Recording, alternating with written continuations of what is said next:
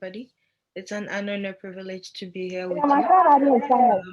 This evening, I think my assignment is very brief, but I do know that I'm somewhat soft-spoken, so I would kindly ask that you mute your mic. If not, people will not hear me.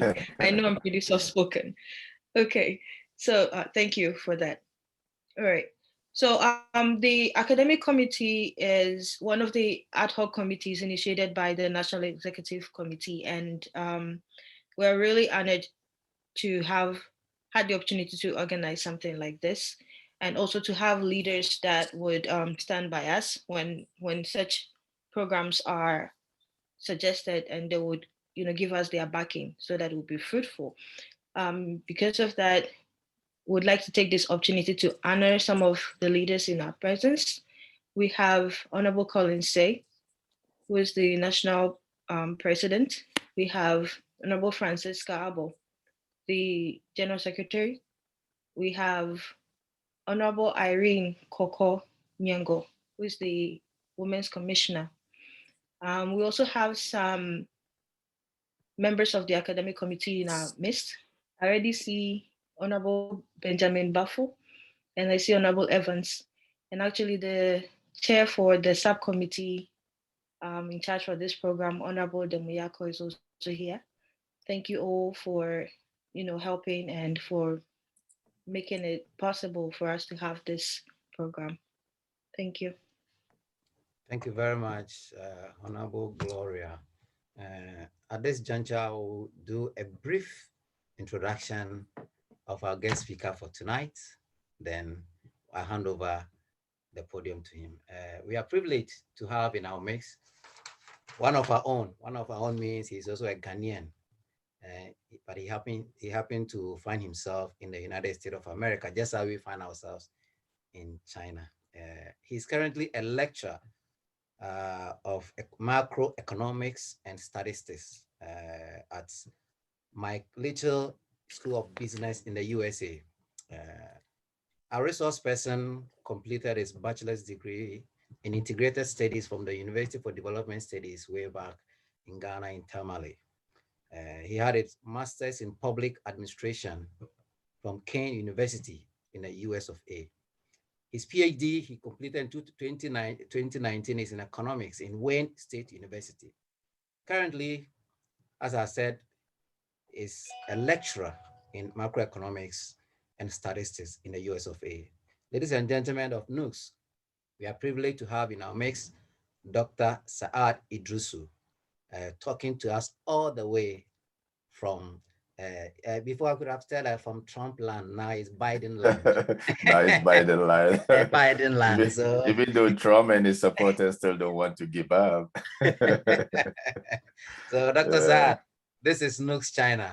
NUGS-CHINA, this is Dr. Saad. Doctor, the floor is yours. Thank you very much. All right, thank you. Thank you for giving me this particular opportunity, and thank you to the organizers of this particular forum and the whole student population in China, the Ghanaian student population. And before I start, it's morning over here in Michigan. So those who are joining us from America here, I say good morning. I know it's China, it's 8 p.m. there about now. And I say good evening to all of you in China. And we definitely have others joining us from Ghana. We have Khalid, Akonsi, and some few others joining us from Ghana. I know it should be afternoon over there in Ghana. I say good afternoon to all of you in Ghana, and also good afternoon to my brother Andani from London and others joining us from all over the world. Wherever you are, I greet you based on your time currently. When I was invited for this particular lecture, I thought about so many things, even to put up what I was going to discuss, because day in, day out, we all go to school in anticipation of landing something at the end of the education. So I wasn't given any sort of guidelines, but I just came out with something. Hopefully by the end of this lecture, we'll all grasp some few basic stuff, and we'll be able to add up to whatever that is prepared so far. like you already said during the prayer, I mean, there are so many opportunities out there. I wouldn't even be able to think of some for this lecture. That doesn't mean they don't exist. So if anything is not listed in my lecture, don't assume it doesn't exist. Probably God didn't direct me to that. So just bear with me. And I also made a slide that I'll be willing to share. Let me just go over to the slide, so that I'll be able to open up the slide.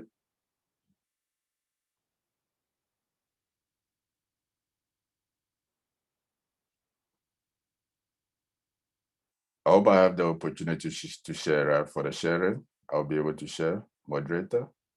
Yes, please. Yes, please. Okay, good. Mm.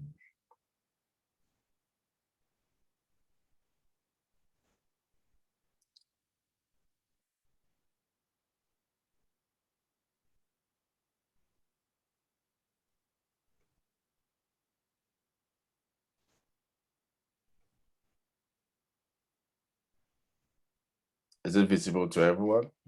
Yes. Okay, all right, good. So the topic is identifying career opportunities for men abroad. After the lecture, if anyone is interested, I've made up my mind that I'll forward it to Miss Gloria, so that if anyone is interested in the few slides that I prepared, you will be able to contact her to share it. If you have my email too, which is written over here, you could always email me.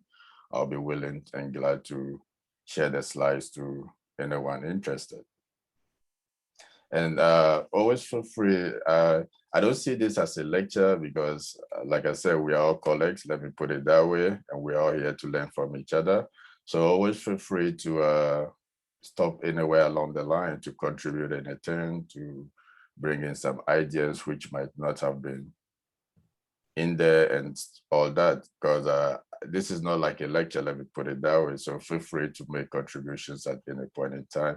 I see the program has Q&R at the end, but you could always stop along the way if there's anything you want to add. And that is to everyone who has joined us. Career decision is one of the most important decisions that we all make in life. No matter whatever you do, at the end of the day, you still have to do something for yourself. It could be something that will give you good income, or it could be something that will give you some self-fulfillment.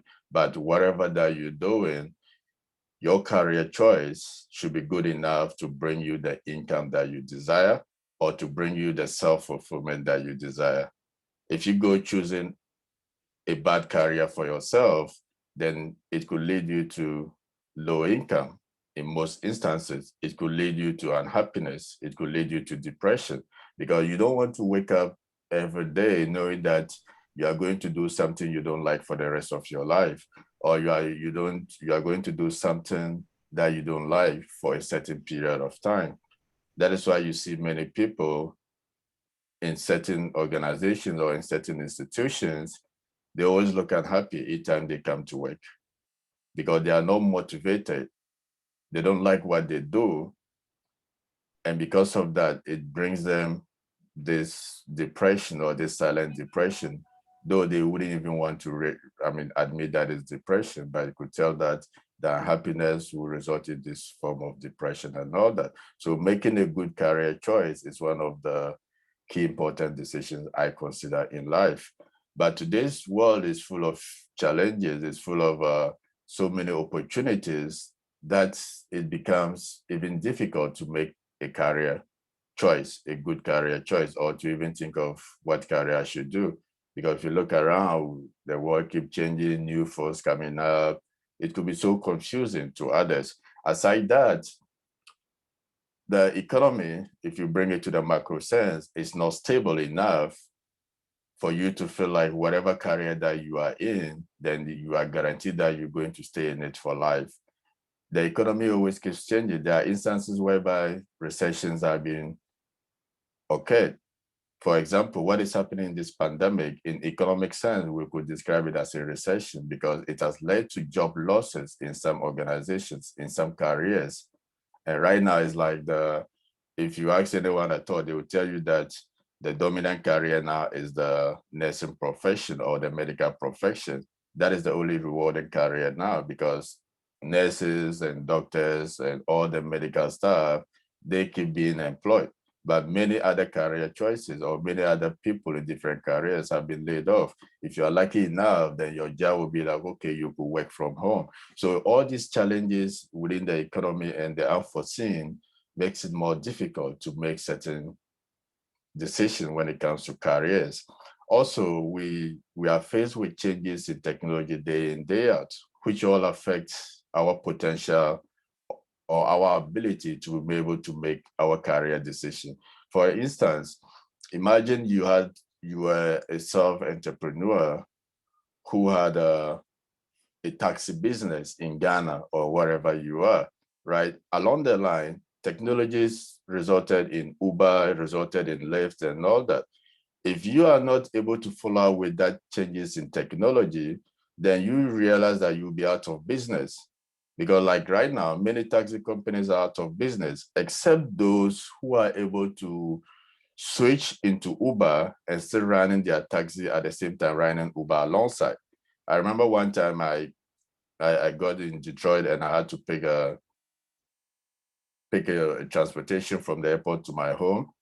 I requested for Lyft, and to my surprise, a taxi driver showed up. And my interaction with him, he told me that, listen, if he doesn't have the app to log on, then he wouldn't get customers at all. He would be driving the taxi all throughout town. Nobody will stop him because people have switched to that particular Lyft. So changing carriers is always possible whenever they are changing technologies. You shouldn't be the type who will just stick to whatever you have. You should also be open to all the changes that happen and so many other factors that you could think of, which all affect our career decision. So when you have this at the back of your mind, then it guides you into decision-making when it comes to careers.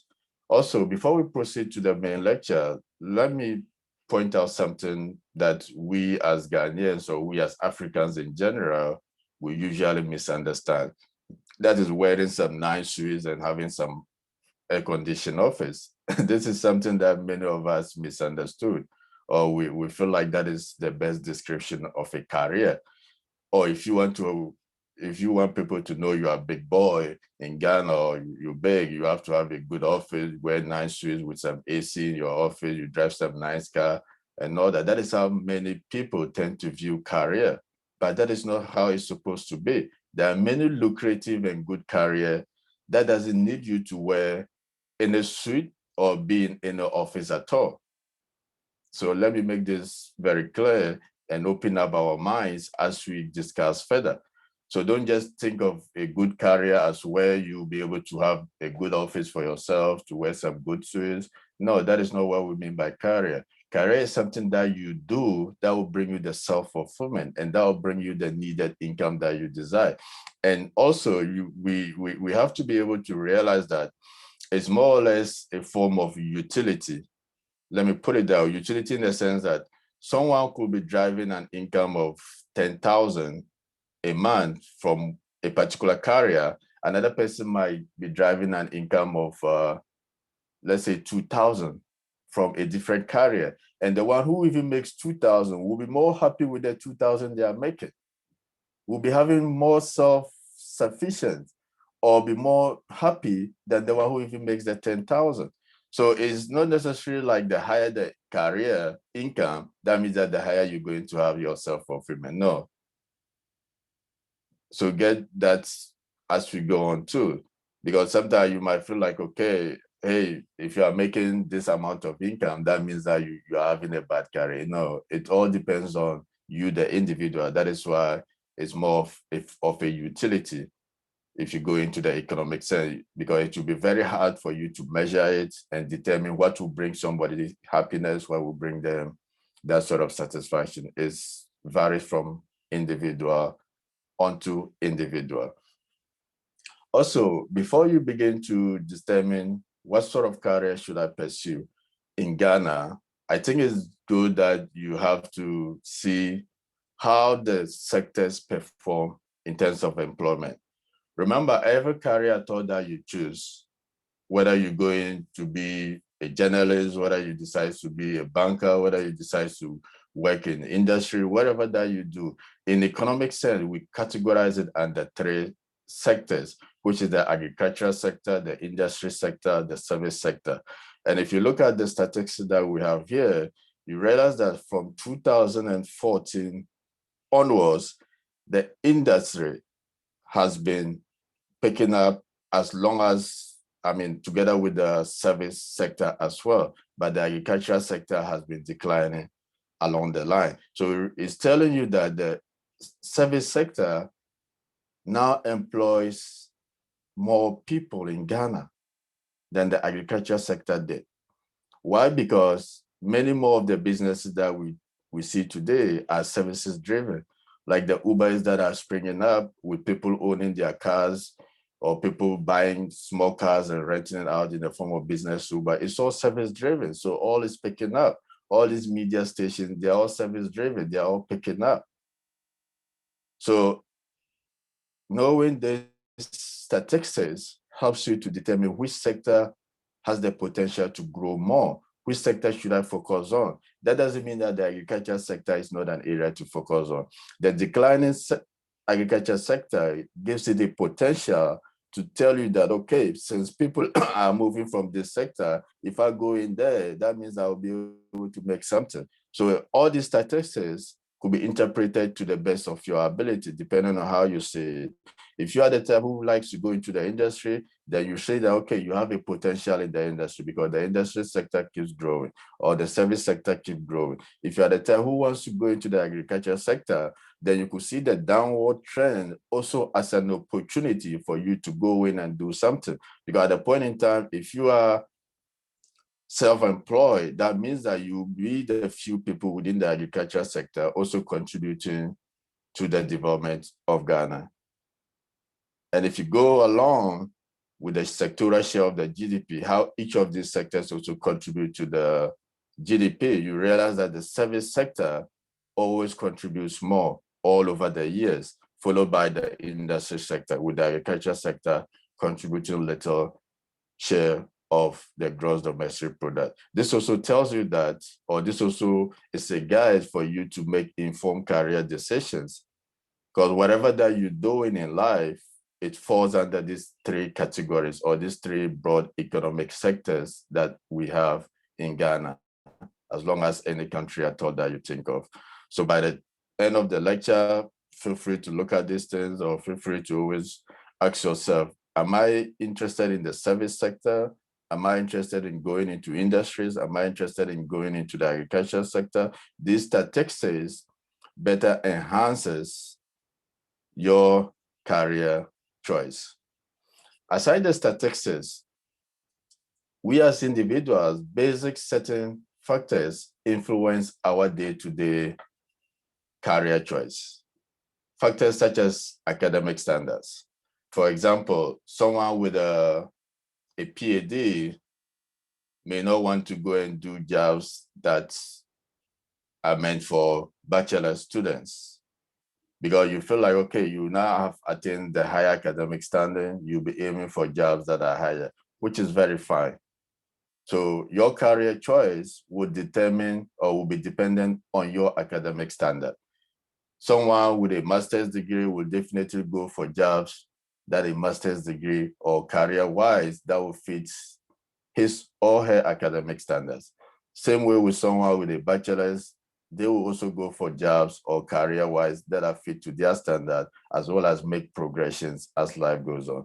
Aside academic standards, personal interests and ambitions always drives us to make career choices.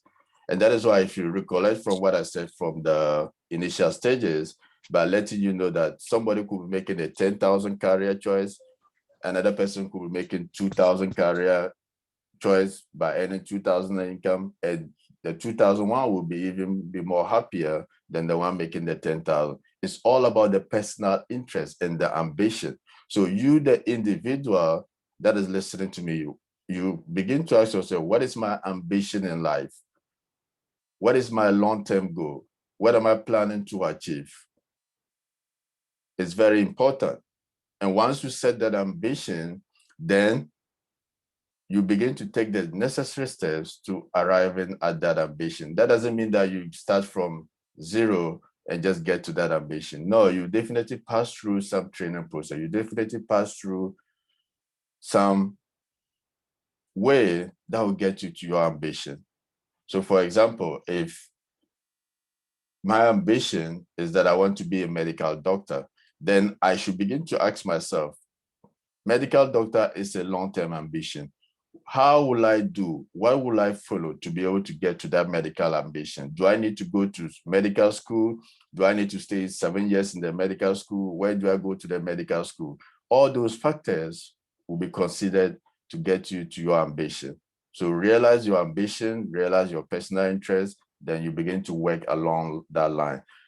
Then the third factor that is always a huge factor to many people is remuneration. How much does this job pay? How much will this career pay me?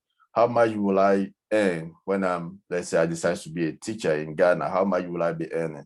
Whether I'm teaching in secondary school, whether I'm teaching in a university, primary JSS, how much will I be earning? If I decide to work in a bank in Ghana, how much will I be earning? Remuneration is always huge to people in many cases when they are making their career decisions as well. So factor that into your career choice or your decision making as well. Then again, we have level of job security. To me, this is the most paramount, even though to others, they may take remuneration, but I see the level of job security as paramount in the sense that you don't want to get into a career field where the next day your career is ended, where the next minute you don't have that sort of career that you used to have previously. So always consider the level of job security in the sector that you are getting into so that you'll be able to make changes if the job security has been threatened. You could always make changes by changing careers or by looking at ways to improve yourself and get to different careers. For example, I had a friend in Ghana who told me that he would never get into the banking sector in Ghana. I asked him why. He's like, no, there's no job security. To him, that is the way he sees it. Why? Because he's like, when he goes there, they are going to make him a salesperson. He has to get clients to open an account, blah, blah, blah. If he doesn't get those clients, then at the end of the day, his job is not guaranteed. He may end up getting fired and all that. So to him, he feels like there's no job security there. That is his personal reason in relation to the factors that will influence him to get a banking job or not. Aside that, parents' influence also plays a role in many instances. Sometimes we usually downplay, especially these two, parents' influence, peer pressure, we usually downplay it, but they usually play a great influence in our career choices. If you are surrounded by, let's say, by teachers all around you, your parents have been teachers or your friends have been teachers, you may be drifted towards being a teacher without even realizing it. It's influencing your career choice. If you are growing up in a family, like this recently, there was this new thing that came up in Ghana when law students were being filled up and down. I'm not sure if many of you heard it. There was some noise being made all over the place with speculations that, the parents or people who are lawyers and judges are reserving those professions for their children and all those sort of views. You know, sometimes our parents' careers influence us to also make our career. If you grew up in the mix of lawyers and judges, you'll be drift towards being a lawyer or a judge too. If you if you grew up with your friends, most of your friends are lawyers and judges, you'll be tempted to go into that profession too. So, but sometimes we usually don't see this too to be influencing us, but it does a lot. So ask yourself, who am I surrounded by? How are they influencing, whether directly or indirectly, in my career choice? If it is good, you go after it. If it is not something that you consider so good, then you have to put the brake on yourself. Then you begin to look other ways along. Then religion is also sometimes a factor, even though people sometimes feel like We live in a free world and all that. But let's say a committed practicing Muslim may not want to work in a brewery company that sells alcohol or that manufactures alcohol because of his religion. He will feel like, no, this is not a good place for me to work. That is a religious factor. Some of these organizations, like let's say some of these international organizations, if you are a Muslim, then you don't get a chance to get into that. I had a friend in Ghana who has a master's in development studies. He was offered, I didn't want to ask about the name of the organization, but it was an organization. They wanted him to convert into a Christian before they will employ him for that job. So if he is a Christian, then he gets that job. So religion also determines many instances where you end up being. But that doesn't mean that religion is a barrier for you. No, it is not a barrier, but it helps you to make better career choice. Just as a Muslim wouldn't feel comfortable working in a brewery or that sells alcohol, even if it is paying good income, even if he will be promoted to a manager and all that, he will feel like the religion, he wouldn't want to work there.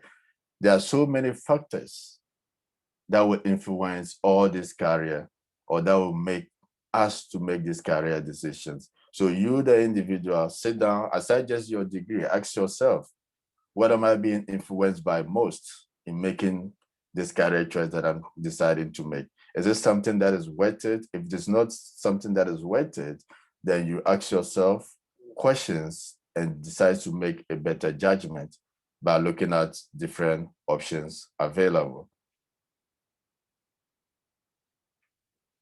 And for the purpose of this presentation, like I said, there are so many careers that one could think of, but I just want to categorize things under three broad categories. One, careers that require mandatory training or license, careers that do not require mandatory training or license, and self-employment or entrepreneurship. Even though self-employment sometimes is not viewed as a career, but I view it as a career because that is what you choose to do for the rest of your life or for a certain period of time. So it is your career. And once you get up every day to do something, that is a career. It doesn't necessarily matter how much it brings into you. It is still a career because you are dedicating your life to it. So I categorize things under these broad categories so that we take it one by one. Then at the end, we ask ourselves questions in regards to what I really want to do.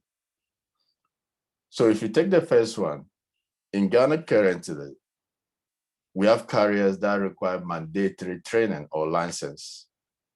Examples are many, but I just selected some few that are opportunities for you and I to think of. The science profession, medical doctors, nurses, pharmacists, assistant, laboratory technicians, chemists, assistant, anything that has to do with the science profession, you realize that you are mostly required to go through some mandatory training. If you want to be a medical doctor, you cannot go to school and read sociology, or you cannot go to school and read public administration, and you come out applying to the medical doctor field to be a medical doctor. No, there is a laid down training. Go to medical school, whether in Ghana, outside Ghana, for a certain number of years, then you get the medical doctor training. So if you look at that particular profession, it is mandatory.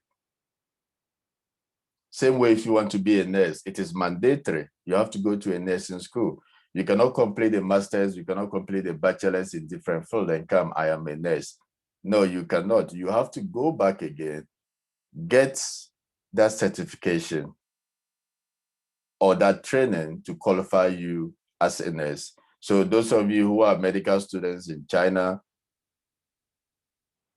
that means that if you go back to Ghana, you have a potential in the science profession because you have that required mandatory training that you could work in any of the science profession, depending on what qualifications that you have, whether you are a chemist or whether you're training to be a chemist, laboratory technicians, and all that.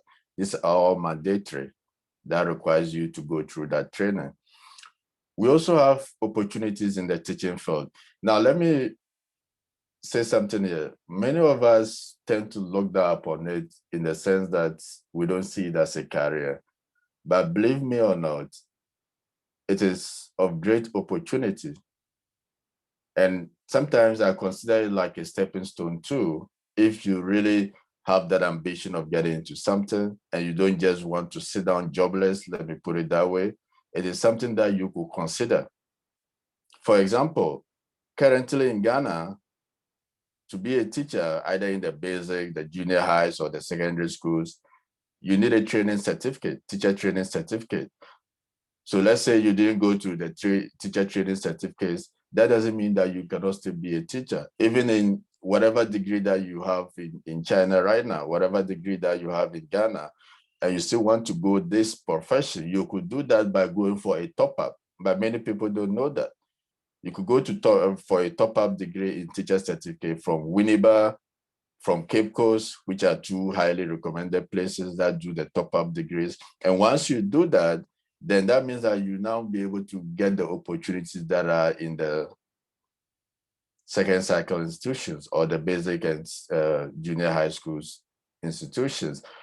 But the good thing is that if you have this top-up and you have your bachelor's or let's say your master's and you go into that sector, the likelihood of you being appointed as a head of, let's say, a school is very high because you have a higher degree. And on top of that, you have the top-up, which is the teaching certificate. So you have two potential degrees, which will prepare you faster than somebody who just decides to go for probably a training certificate alone without getting any masters and stuff like that. So it is a big opportunity, but many people downplay it. Even in Ghana here, those who have Ghanaian degrees, you ask them to go into teaching, you tell them to go for top-up at Winneba or go for top-up at Cape Coast. They don't want to do that. They feel like, no, I don't want teaching. I want to just go into banking. I just want to be a politician, whatever it is. But like I said, you have to start somewhere. So teaching is a great opportunity. I know many people who started as teachers in Ghana, still in Ghana, or even out of Ghana, and they have been able to move on to more careers that they had their personal ambitions set on. So let's say you graduated in China right now, you don't know what to do, start asking about it. What are the opportunities? How can I do to get this top-up? If I get this top-up, how can I do to get this school? Give yourself some years, okay. You'll be able to get into what? A headship, either GS, any of the directorship positions, or even any of the second cycle institutions. That is an opportunity. And one thing too, you realize that when you are outside, most of the times it's just about the salary. But when you are in Ghana, it goes beyond just the salary. The benefit that comes with the job as well. Because most of the time, Ghanaians, you see a salary of maybe 1,500 a month. That is the basic salary on file. But at the end of the day, the benefit, the opportunity that comes with the position is more than even the 1,500 that you receive in a salary. So when you're thinking in terms of just the basic salary that we receive in abroad, it's totally different when you are in Ghana. But many people tend to overlook that. Another great career side is the law enforcement, which many of us, when we complete school, we don't even think of it. Any of the security forces in Ghana at all, even with your first degree, even with your master's in China, you could still go back and apply into the security enforcement. You could go back and apply or get yourself into the BNI. You could go back, get yourself into the Ghana Army. You could go back, get into the Ghana Police Force, the Fire Force, and all the security apparatus that you could think of in Ghana. And the good thing here is that if, let's say you are joining the army, right? With that rigorous training that you do, once you finish that mandatory rigorous training, your potential of being a senior officer is very high because you are being recruited on your certificate. You're not being recruited on your SSC certificate, whereby you just be an army recruit. But many of us don't really look at that. If you just, the army recruits that regularly go on, those are not senior officers. So it doesn't mean that when you also go into that and you come out, you just be a recruit. No, you have the potential of being a senior officer, which comes with so much benefits in any of the security apparatus at all that you could think of. I have a friend in the Army who, after we finished, he went to do, I think he did a bachelor's before joining the Army. And as we speak, he's a senior officer in the Army. My colleagues who went directly to the recruit with the SSC, they didn't get the opportunity at that time to be senior officer. They had to stay in for longer services before they were now promoted to senior officers. And there was even a joke that they usually say that, oh, that when they're training you, like when you go into the Army with a first degree or a master's, and the recruits, when they're giving you the training, that they usually train you so hard and beat you a lot. But immediately the training ends, that they begin to salute you, because from that day onwards, you are now their boss and they will have to give you that respect. So most of the time, just take note, if you decide to go there, know that you'll be beaten for the first few days for the training, because you will be a senior officer immediately you complete the training in that regard. We also have a judiciary sector, like lawyers, judges. These are opportunities. With a first degree, you could still apply into the law school if you don't have anything to do, or if you are looking for a potential career and you don't get it, you could still apply to be into the law school to do a top-up in law. Or even with your master's, you could apply into the law school to get a law certificate, to get a law degree. And once you get a law degree, then you'll be able to start from the lower course as a judge and graduate your way all the way to the upper court. And one good thing too that I heard about being a judge in Ghana is that sometimes you don't even have to start from the lower course and graduate. If you're lucky enough to know any appointing authority, then they will still be able to give you that presidential appointment into any of the higher judge positions once you are a lawyer. So with your master's degree, with your first degree, whatever you have in China, if you still don't know what to do, you could start looking into the law sector. Hey, should I get a law degree in China again? Which sometimes when you have master's or first degree, it makes it much easier when you are getting the law degree. I think if I'm not mistaken, my friend Andani is pursuing a similar fashion in London with the law degree, if I'm not mistaken, which is a great opportunity. That is why I brought it up again, just for emphasis. There are so many other mandatory training that you could learn into and get you into a good career. Pilots, engineers, a whole lot of stuff that you could think of. So ask yourself, where is my long-term goal? Where is my long-term ambition? What career choice am I looking into that I could go into? Looking at all this that we're talking about, is this going to be a good opportunity for me? What do I need to do to get in there? I have a master's, I have a PhD, I have this, I have that. Can I go out to do a top-up in this to be able to prepare me to get this while still working on whatever that I'm looking for? There are all options available, and having something to do is always better than not having anything to do at all. Aside that, we have careers that do not require mandatory training at all or licensing. When I say they don't require mandatory training, that doesn't mean that you could just wake up from bed with your high school or with no education and get a career in that. No, you have to do you have to have some education before you be able to get there. But it is not mandatory as to which sector to go or to follow all these rigid laws as we had in the previous case. For example, if you want to go into lecturing with a PhD in any subject at all, you could get into any university in Ghana. It doesn't matter which PhD you have, whether you have PhD in economics, whether you have PhD in communications, sociology, history, whatever your PhD is in, you have the potential to be employed as a lecturer in Ghana. Even with master's degrees, some universities still take it. Recently, I heard there have been some recruitment in UDS as they still take master's degree in some of the areas as lecturers. So all you need to do is to make the links or to make the connection, the contact with any universities. And even currently, there are so many private universities that are springing up in the country. And many of these, even with your master's degree, they'll still take you as a lecturer.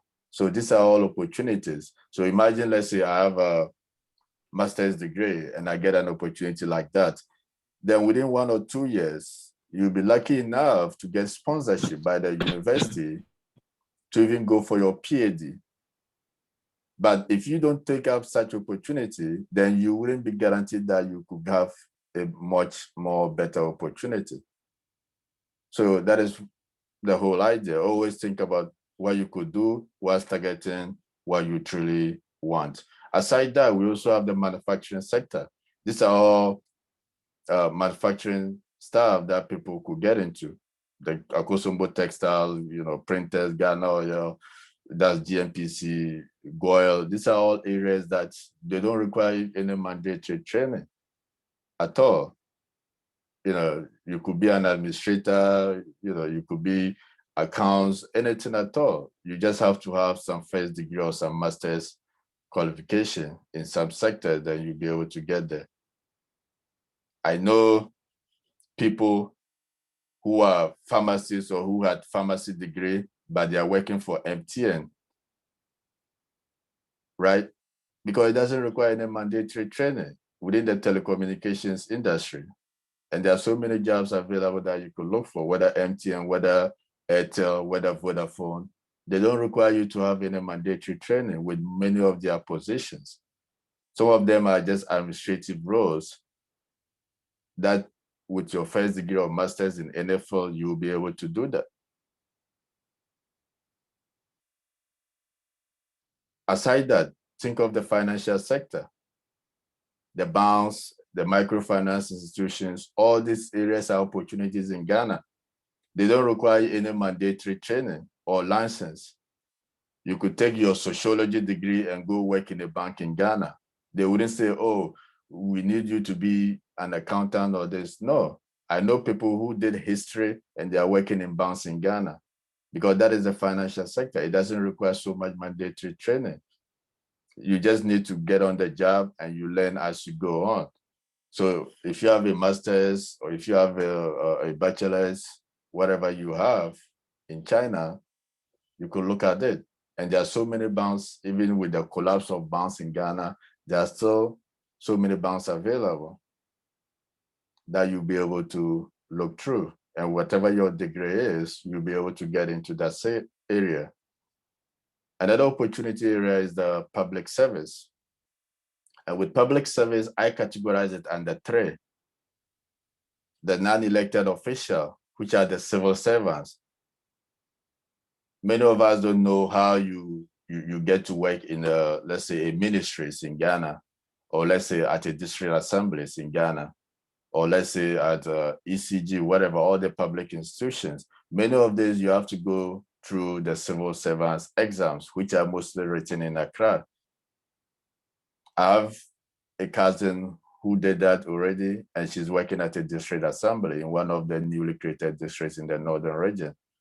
I have another friend who works at the district assembly. She works at the in Sawam district assembly.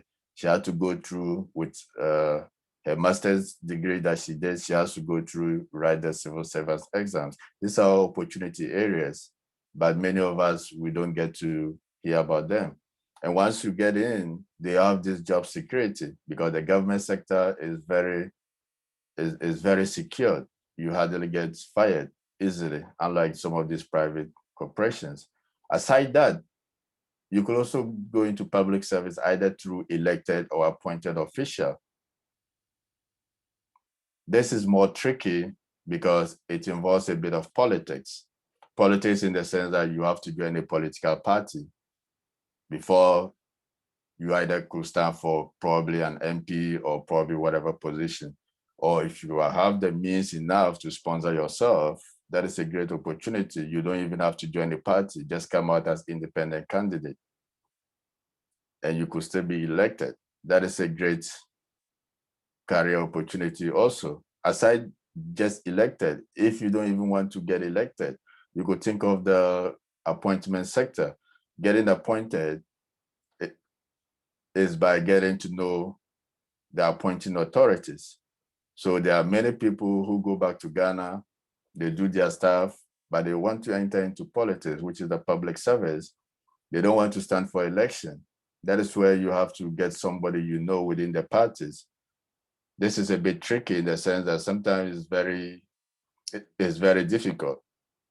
But the president cannot just appoint you if you don't know somebody, if the president doesn't know you. And the president definitely cannot know everybody at all. That is why you have to know somebody who knows the president and they also know you. Then at that point in time, if you are lucky enough, your party wins, you get appointed. There are so many people who have gone through these appointed channels and have been able to build great careers for themselves. Others have been able to go through the elected channels, have been able to build careers for themselves. It's always dependent on the long-term career goal or your personal ambition. One person that always comes to mind is Dr. Mohammed bin Chambers. I'm sure many of you are familiar with him. He was a member of parliament in Ghana. That is through the elected ways. Then during the Kufuor era, even though he's an NDC, he was an NDC parliamentary candidate. Kufuor came in, there was an opportunity. He was appointed to represent Ghana. And currently, through that appointment, he's now within the international career. Now he's now an international diplomat. So it's the long-term goal. Getting into politics in Ghana is not a bad thing. You just have to know what you want and what you are ready to accomplish. Right now, he's working with the UN. I'm even told the office has a private jet that he uses to do his tours and all that. That is public service. In other countries, we have what is known as career diplomas. Even in Ghana, we have career diplomas. Recently, one other official, which is Ali Fawaz, he was a career diplomat with the UN on behalf of Ghana. He was a representative. And recently, he's just been pulled back as the deputy chief of staff. These are all opportunities. You have to start from somewhere. Then you'll be able to build your way through. Aside that, the NGO sector is also a great public service that you could look into. And there are so many NGOs in Ghana, even though we have declared that we are now, Ghana Without Aid, which is shifting some of those NGOs away from Ghana, but a lot of them are still in Ghana. And some of them, if you are even lucky, they could employ you and take you to Ghana. You just have to look through which NGO am I interested in working. Go to their career website, whether they are in Ghana or not in Ghana, they could take you wherever they have their operations. So that is a good area too that you could consider. And that one too, it doesn't matter your training. Once you have a first degree or your master's and you are able to read and write, some of them will be able to take you. There are other opportunities available. Business analysts, whatever your degree, you could decide to take some computer training on your own. Just learn about this basic Excel, Microsoft, and all that. How will you be able to do, profit and loss, some basic Excel tools. And you'll be able to analyze data for businesses. These are all great career opportunities available. There are a whole lot that, like I said, I wouldn't be able to list here, but these are the few that just comes to mind when talking of those that don't require mandatory training. Now that brings me to the self-employment aspect or the entrepreneurship.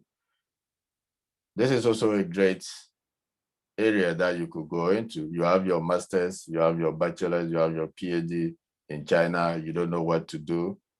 Whatever income that you have with you, you could start farming in Ghana. Farming is like the new gold in Ghana right now. is booming up. You see politicians who leave politics, they go into farming. You see actors who stop acting and go into farming.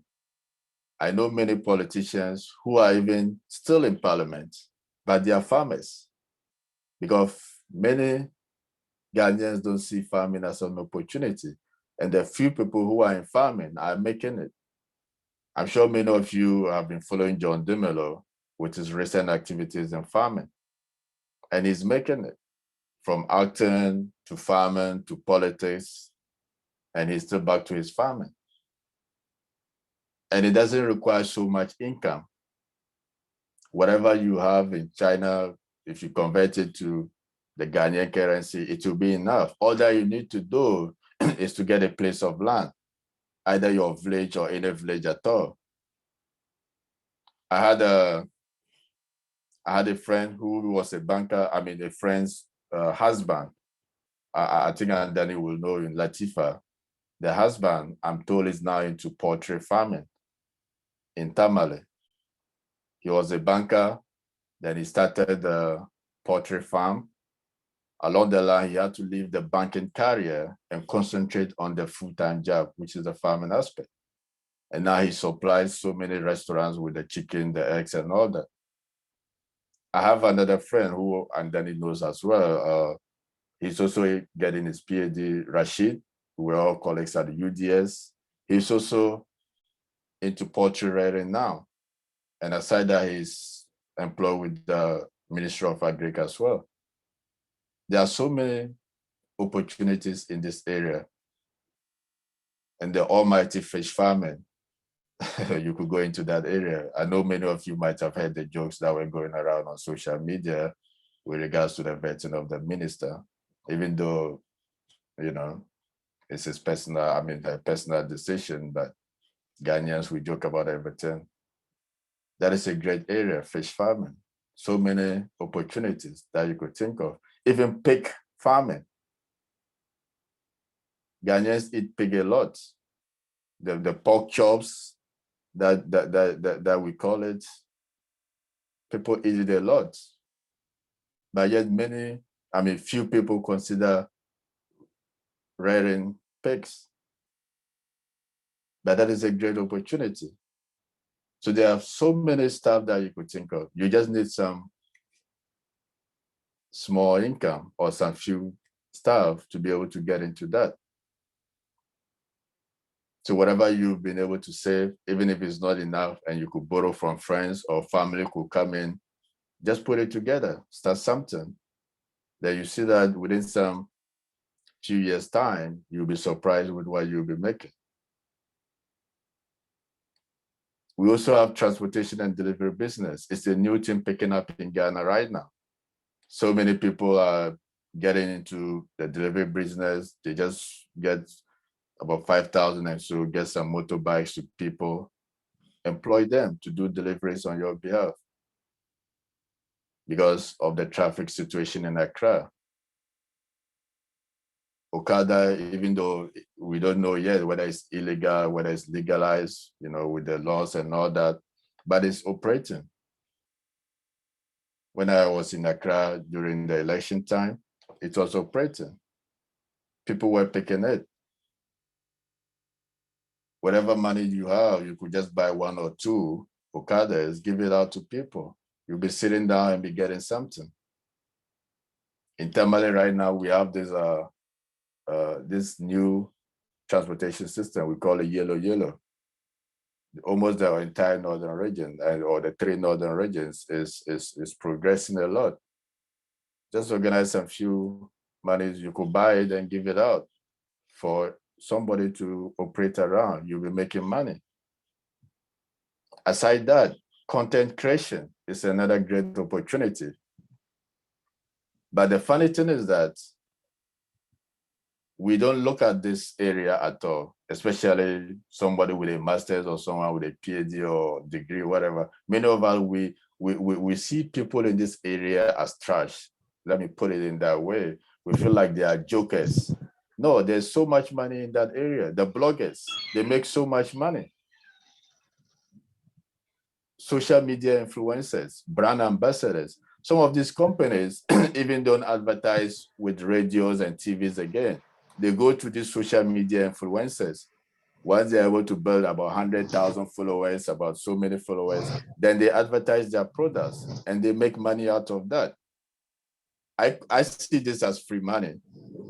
Believe me, once you're able to come out with something great, you'll be able to make that money even without doing anything. There are so many bloggers in Ghana. I know, recently I've been observing one blogger. I think he's on Instagram. Is it Zion Flex or something? I'm not sure if some of you are familiar with him. He started not quite long ago. And already his blog is almost all over the place. He gets paid for adverts and all that. I mean, content and all that. He creates stuff. There are so many of them that you could think of. In Nigeria, for example, I know one blogger who even bought houses from blogging. For blogging in Nigeria is like a big thing right now. There are so many stuff that you could think of. Whatever social media handle that you have, you could create something out of that. Facebook, you could create something out of that. Companies will be contacting you to advertise for them free and all that. Aside content creation, the creative arts industry, do you have a talent? Look into that. Fashion, music, theater, architecture, these are all areas that don't require any form of intensive capital that you could build on. So even if you have, let's say, a master's degree, you have your PhD, you have your bachelor's, and let's say you want to be a banker and you are not getting that bank, but you are good at visual arts, you could try to start some artwork on your own to while away time. And believe me, if you are not even lucky, or I mean, let's say if you are not, if you are so lucky now, you may even forget about your banking career because that visual arts will bring you so much money. If you are good at drawing, think of getting into building plans and selling it out to people. You'll be sitting in your room and be making money. People will be contacting you for architectural designs. And you'll be charging, once you start with a small fee, build up the network of customers, and you'll be making money out of that. As well as fashion, you could be designing clothing lines and stuff like that for, for companies. Recently, there was a trending thing on Twitter. I'm not sure if many of you heard it, about the Nigerian guy who did a design, a sneaker design to resemble like the trotro in Nigeria. And Adidas picked it up. He wrote something on Twitter and Adidas picked it up. And right now he's a fashion designer with Adidas. He's getting that role with Adidas. Creativity. So probably his degree, either first degree or master's, might not even be in that, but creativity, he just came out with it and it landed him somewhere. There are so many opportunities in this regard. We could also think of policy influencers, think tanks, consultancy. You don't have to wait for somebody to employ you. Just create something for yourself, start something up. There are so many pressing issues in Ghana that need people to talk about, right? Create your own stuff and start talking. Which is the pressing area in Ghana that I could go in? Think of Imani Ghana, Franklin Kujo. He started his own 17 years ago, if I'm not mistaken. He formed his think tank. Now he employs people. He gets funding to do most of his work. If he was waiting for probably government to employ him or to get into banking or whatever, probably he will still be sitting down unemployed 10 years, 20 years, 15 years along the line. Think of creativity. What can you do?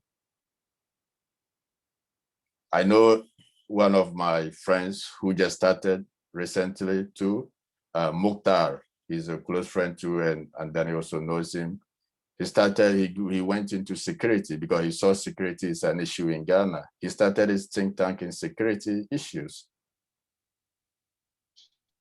He didn't wait. He got his security degree But if there are no jobs, you have to create something for yourself and you keep going. And there are so many think tanks that you could think of. Even myself was still teaching. I ran with the People Matter movement. It's just something I do for passion. Think about something, put your voice out there. And believe me or not, you'll be shocked with how far it can go. You could stay in Ghana permanently and do that. You could be outside Ghana and do that. Anywhere you are. I know a friend who doesn't even have a master's. He's running a youth group. He's also into peace, Swale.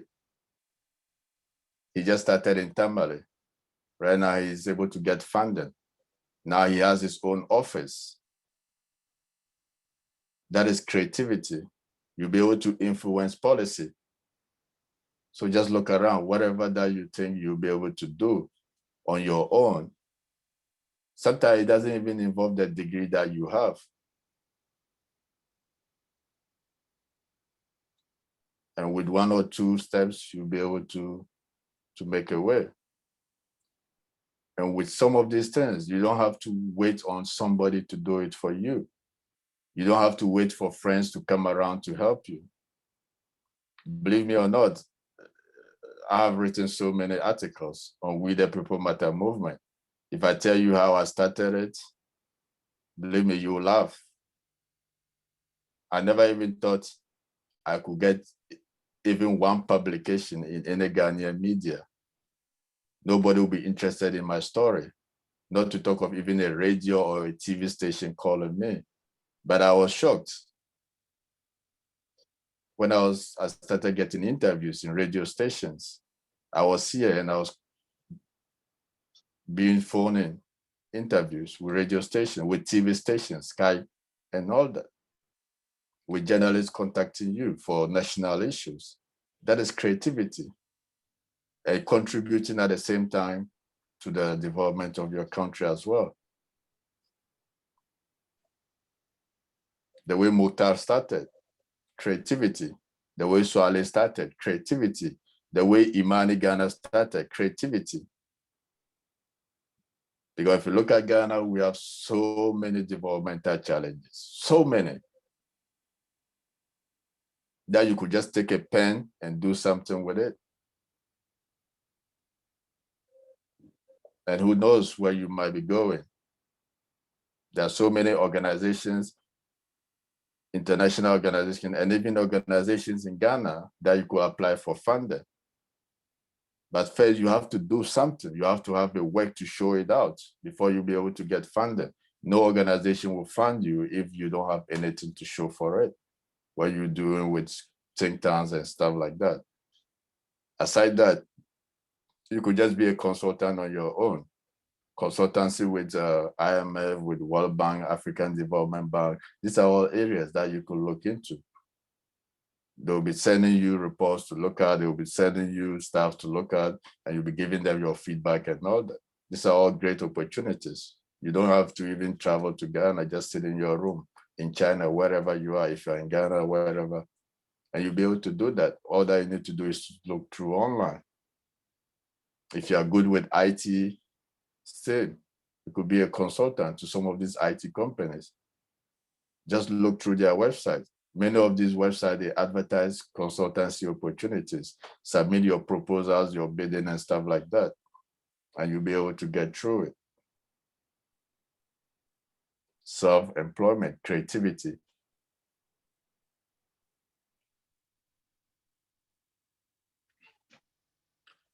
Now, the big issue, where do we look for all these opportunities in Ghana that we are talking of? You wouldn't just sit in your room and get it. Sometimes you have to go out. Sometimes you could sit in your room. One great place is through internship and volunteer work. Try as much as possible. Oh, I see Khalid raised the hand. Khalid? Khalid? Khalid, you raise your hand. Yeah, Khalid raised the hand. Okay, Khalid. Hello, Halid, can you hear me? Halid, can you hear me? He went Okay. off. No, his microphone is off. But his Okay. hand is also. Can you go on? Maybe Okay. you finish here then. Okay. Thank you. Internships and volunteer work is one of the great areas that you could get some of these opportunities. Imagine you want to get into, let's say, what's the name? Any organization at all in Ghana. You could walk in there, hey, I want to do an internship, or just in a connection, in a link, just start a free work for them. Many of these organizations, they like free. Oh, let me work. I just want to do something. They will employ you. You just be working, even without pay, 3 months, 6 months. But believe me, whilst you are in the organization, you are learning about the organizational structure. You are learning about the power play in the organization. And by the time you see, you know who to talk to get you a job in that organization. Sometimes all that you need to do is to get through the door. Even if it is for free, you will get through the door for free. Be with them and make your connections. Let your personal relation do the work for you, and you'll be able to link up.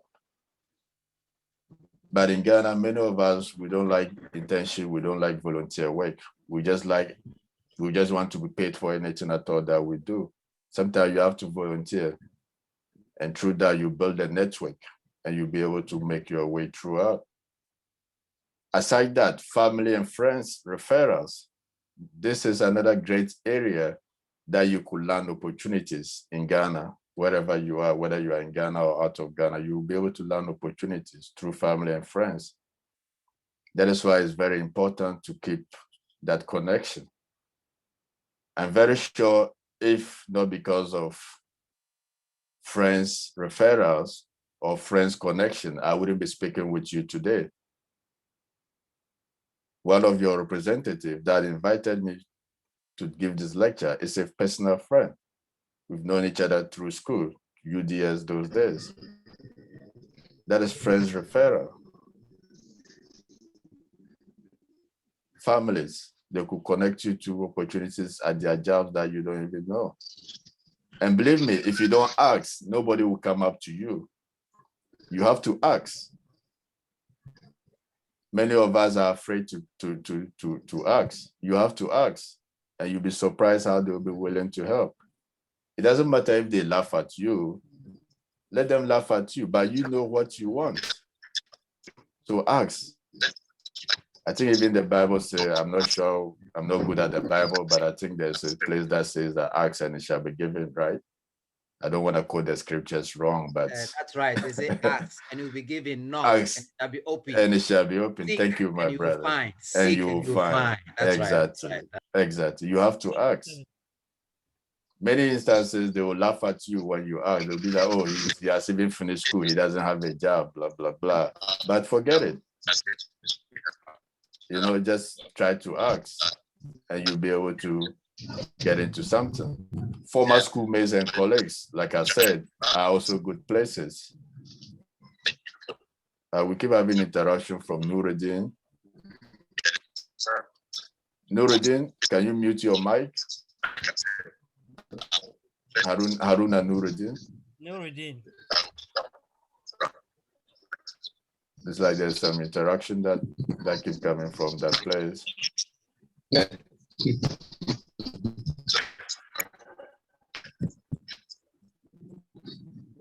No, you go on, dog. Okay. Go on. Okay. Then social media connections. These are also great places that you'll be able to get opportunities. It's not just about the 5,000, the 2,000 friends, the 3,000 friends that you have on Facebook, on Twitter, on Instagram, or whatever. It's about how you'll be able to get opportunity out of them. Same way by accent. Inbox them. You never know. It doesn't matter even if they screenshot your chats and show around to people. You are determined enough. Hey, I see you work at this organization, which is very good. I'm hoping that if I could get something in there, if you don't mind, can you help me out if you have in a way? If it doesn't matter, let them screenshot it and send around to people. Make an effort. You may end up getting the good person who will really be the one to push you up. It's not just about having the friends, commenting on their posts, liking their posts, pictures, and all that. Make good use of the social media connections that you have. A lot of us are connected to people in authority on social media. And sometimes the posts that we make even makes us lose the opportunity that we could have gotten. Be mindful of what you even make on social media, your comments, even commenting under another person's post. You don't know who might be looking. You don't know who might be sharing it. There are instances where people go for job interviews and things that they've written on social media are being pulled out. They look at all that. So aside just writing, aside just commenting, aside just posting, be mindful. I know we are all interested in politics. We are all passionate about national development, but sometimes you have to be mindful of some of these things. Same way with social issues too. You have to be mindful of some of the social topics that you discuss on social media. It could be something that could cost you an opportunity that you don't even know. Aside that, you could get opportunity from company websites as well. I'm interested in working for Goyle. Go to their website. Do they have any careers? If they don't have, find out. If there's any email, you could email too. I'm interested in working for Barclays Bank, now Absa Bank. Go to their career, their company website. Google it, look at it. Go to their career section. What opportunities are open there? I'm interested in working for Vodafone. Go to their company website. That is how you find opportunities too. Online job portals. There are so many online job portals in Ghana that you could go through and find opportunities. Same way with workshops and other social gatherings. Like this is a good example. The workshop we are having now, we are connecting with each other. At the end of the day, opportunities could be created through that. You go for your weddings, you go for your outdoorings every Sunday in Ghana, every Saturday in Ghana. But you just eat the food and leave. You don't even do the connection. You don't even talk to people who come. You go sitting down with the old friends that you already know, chatting and laughing. At the end, you don't get to open yourself to new people, which is bad. When you go for those occasions, make time to interact. Like I said, I know Ghanaians can be cheeky a lot sometimes. Sometimes you'll be talking to someone who probably is higher than you. They will be, they will just ignore you completely. But believe me, sometimes for you to get an opportunity, you have to swallow your pride before you'll be able to get to wherever you want. It doesn't matter. They'll give you they'll give you their numbers. You call them 1,000 times, they don't pick up. It doesn't matter. Swallow your pride and just be patient. And you'll be surprised how things will work out. I'm a Ghanaian. I know it's something that we all have to deal with. Even myself, I call people, they don't pick up, but I still call them. Whatever you are, whatever opportunity you are looking for, know that it's going to be very difficult. Swallow your pride. Taking all the dirtiness, let me put it that way. And you'll be surprised that things will open up for you. Newspapers, you'll be able to get opportunities through that. The Daily Graphic, they usually post so much vacancies in there. And so many other newspapers in Ghana. Aside that, we have recruitment agencies in Ghana too that link up people. You could go to them, any of the recruiting agencies.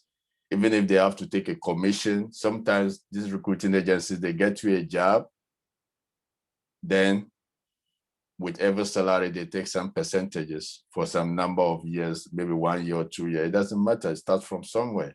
If they could help you get into something that you want, you could go that route too. And there are so many other areas that you could look into for opportunities. Career, life, so many other opportunities that you could look into. I just posted some job sites for Ghana. These are all online platforms that you could go look for jobs. Jobaman, Avenue Ghana, Jobs in Ghana, Job Web Ghana. iPhone, raise the hand. Yeah, hello. Yes, Yeah, please. that's me. Dr. Saad, Okay. this is Fatima from Connecticut. Good morning. Oh, good morning, Fatima. Yeah, good to have you too. Yeah, thanks for inviting me. You're welcome. So I just wanted to, this is a very, very educational, educational to me, my first time joining you guys on this platform. And one thing I was very, I just wanted to add is this power of social media. Yeah. Looks like a lot of us, like, we have no idea how powerful social media really is. And like you said, most people think it's just about sharing the photos, people liking, knowing how many people follow you and all that. Actually, it goes way beyond.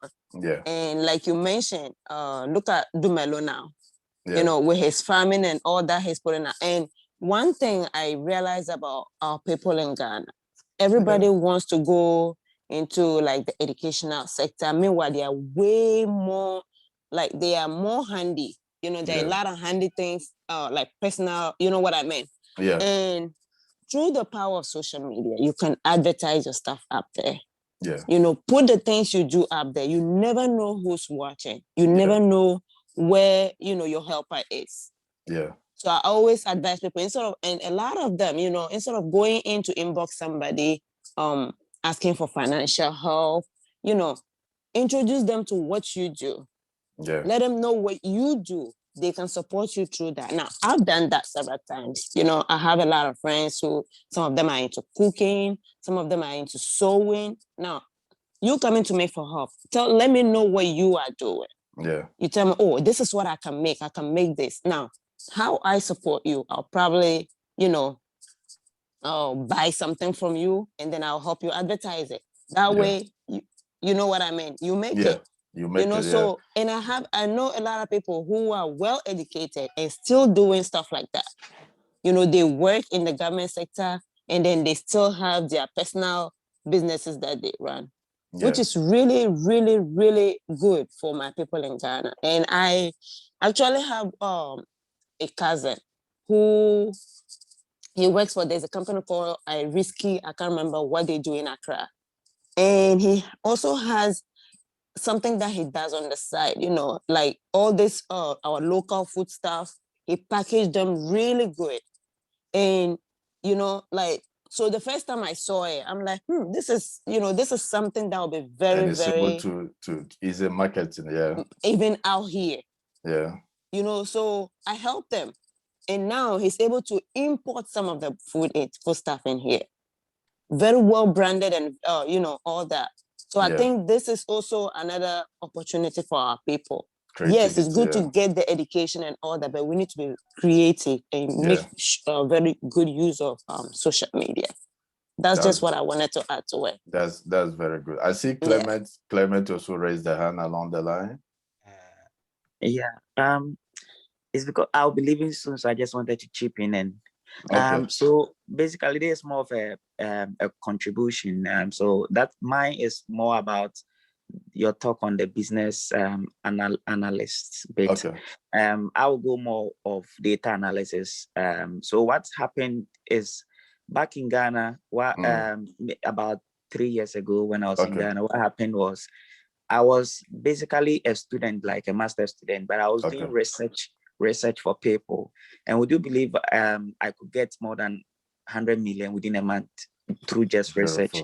Beautiful. And I even thought of maybe creating a research firm. That's an idea people can even pick up from. And apart from that too, it also promotes your employability, because it appears now that the job sector, every job sector has data, and they need you have to work people on. who can analyze data in that regard. So it's apart from the fact that you can create personal how do you call it, personal career from it, you can also become much more useful for companies and other firms and so on. So it's just something that I want people to also take it very serious, especially Ghanaians, because it's one thing we are lacking, and it's even affecting our educational system. Usually when we travel to the outside world, we find out that people are struggling so much with the programming and data analysis and so on. And it's very lucrative. And I just wanted to emphasize that people should take it serious, and you can actually create even a research firm, or even a group of people can come together and create such a business. And so thank you very much. That's good. That's good contribution. In over here, America here too, aside just data analysts, we have data scientists as well, which are all, into research and analyzing of data. Some of these things, like I said previously, you just have to learn it on your own. You don't even have to go to class in some instances. You could just go for tools online, Googling and all that, and you'll be able to pick out they are all creative ways that you could add to your skill.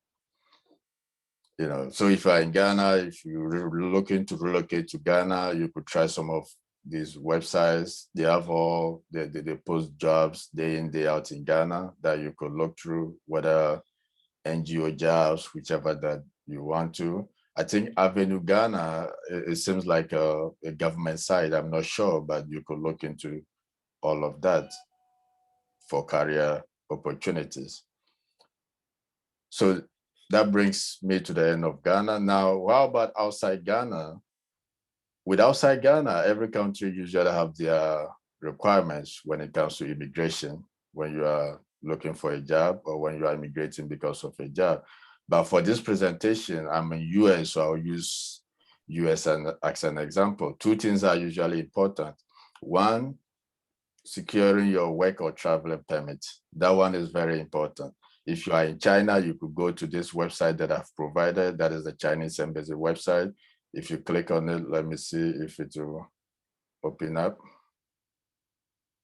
whilst we're having the discussion. Okay, skill verification.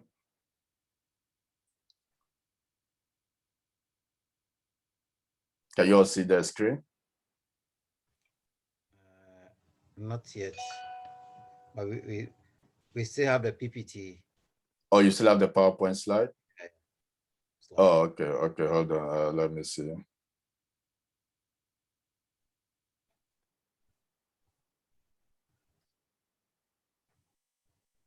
I think I have to share the screen too again for that one. Okay.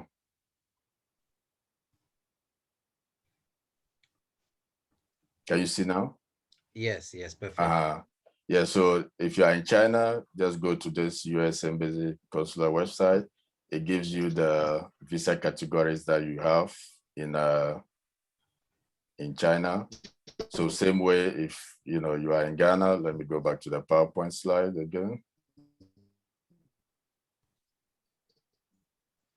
And each of the slide, each of the requirements is different from country to country. So America is total, what's the name?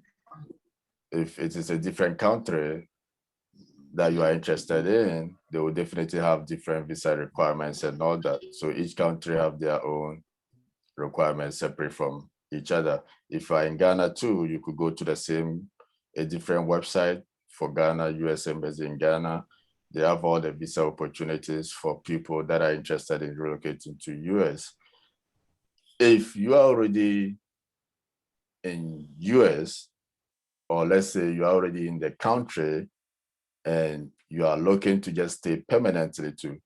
Like I say this because most of the times, many of us, we get visiting visas, we go, then we don't want to go back to our country. Even though it's visiting, we should have just stayed for a month or two and go back. We want to stay permanently. At that point in time, your visiting visa is no more eligible for you to stay. So try as much as possible to look for a work permit in that country. There are so many methods that people use, getting married to spouses with resident permits. They will be able to help you to get residence permit too, and so many other methods. I'm not here to discuss because some of them are probably illegal methods. I'm not ready to discuss it on camera and all that, but there are so many ways that as a Ghanaian, wherever you are, ask your fellow Ghanaians, they will tell you how you'll be able to get papers. We call it papers in quotes. Then once you secure that, it gives you an upper hand. The next thing is for you to evaluate your foreign degree. This is also very important. Many of us, we don't know that. If you're coming from China with a Chinese degree, it doesn't mean that all what you have studied in China is useless once you get to America. No, you will be able to convert your Chinese degree into an American degree through the evaluation services. They do that. So if you are looking for a job, convert it and you'll be able to look for a job. If you have your degree from Ghana, you get to America, it doesn't mean the Ghanaian degree has become useless. Convert it into an American degree and you could use it for whatever purpose that you want. These are websites. I did my conversion when I came to US and I wanted to do my master's. I did my conversion at the first one, Educational Credentials Evaluators. They evaluated my UDS certificate, degree. I submitted my transcript, they looked at it, converted it into an American degree before I now use it to apply for a master's program. I say this because, and I bring it here because many of us, we get outside and we feel like whatever we have studied in Ghana or whatever we studied in China is now useless. We have to start afresh. No, that is a bad notion. Sometimes we don't get advice properly. Then you see people who had masters now going to start for first degree again in America or wherever they are, thinking that their degrees are useless. No, convert it through the evaluation. And there are two purposes. If you are doing it for a job, you let them know you are doing it for a job, they will convert it to the job requirement. If you are using it, let's say you have a degree, a first degree and you want to do your master's, or you have your master's and you are interested in PhD, convert it into the educational requirements. They will do that for you. Then you could use it to apply. Let me click one of the websites again, show you how it looks like. Okay, let me do the sharing.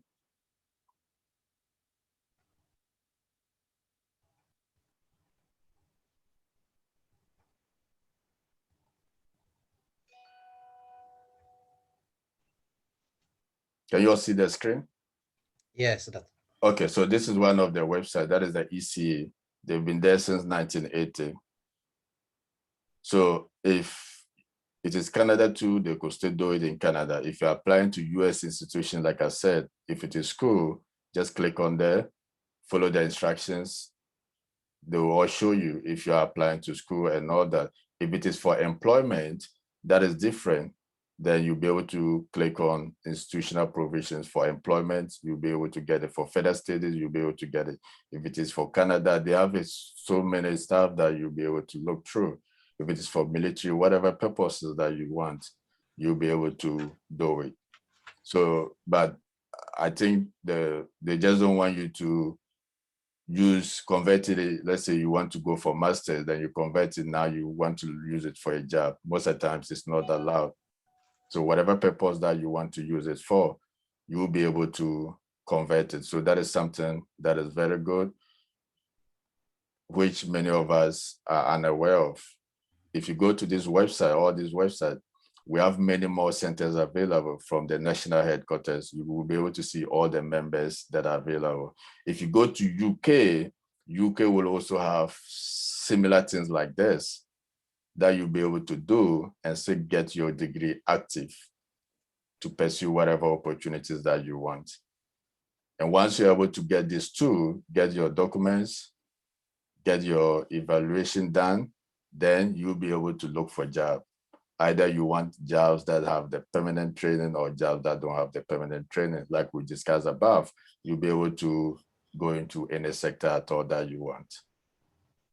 Again, I have provided some online job portals outside Ghana that people could look into. So African Development Bank, they have jobs that are outside Ghana. They even have jobs that are in Ghana. You could apply to it. Like I said, if you are lucky and you get picked up, you'll be transferred to Ghana. United Nations is a global entity. Wherever you want jobs, you'll be able to get it from this website. The IMF, if you're interested in economic analysis and all that, you'll be able to get jobs from here. And they have jobs all over the world too. Indeed.com is also a popular site, especially for US and all that. Monster is a popular site for US. LinkedIn is all over the world. You could get jobs from wherever on LinkedIn. Just follow these sites and you'll be able to get it. Another thing is that try as much as possible to create a professional page on LinkedIn. That is very, very important. If you want to develop a professional career, make sure you have a LinkedIn account. LinkedIn account is not a Facebook account. It is a professional account where people will be able to look into your professional activity, list all your past jobs, list all your volunteer work, list all your achievements, whatever that you've been doing. You could list all of them. And once you do that, it becomes much easier for people to look at you. And one good thing about LinkedIn too is that, let me see if I could demonstrate something. Can you see the site? I have to go back again, right? Okay. Yes, yeah, you have to go back. Okay, so let me.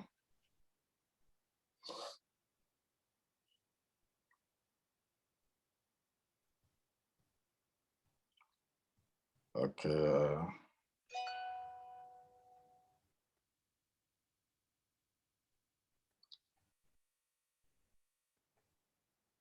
Can you see now? Yes. Okay, so let me say I apply for a job, right? And they don't know me. They haven't yet interviewed me. If they go, we can see the Google. You can see, okay. So if they go on Google, right? Okay, yeah. We are looking for this applicant. He applied for a job, right? It shows you whatever that is open. Yeah. You see, I have the LinkedIn. It shows you the LinkedIn. So once they click on my LinkedIn,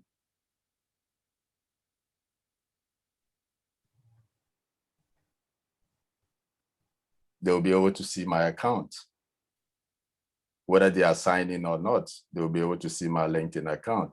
They see the schools I attended. They see whatever training that I have, whatever I've been doing. They see the projects, whatever I've been doing.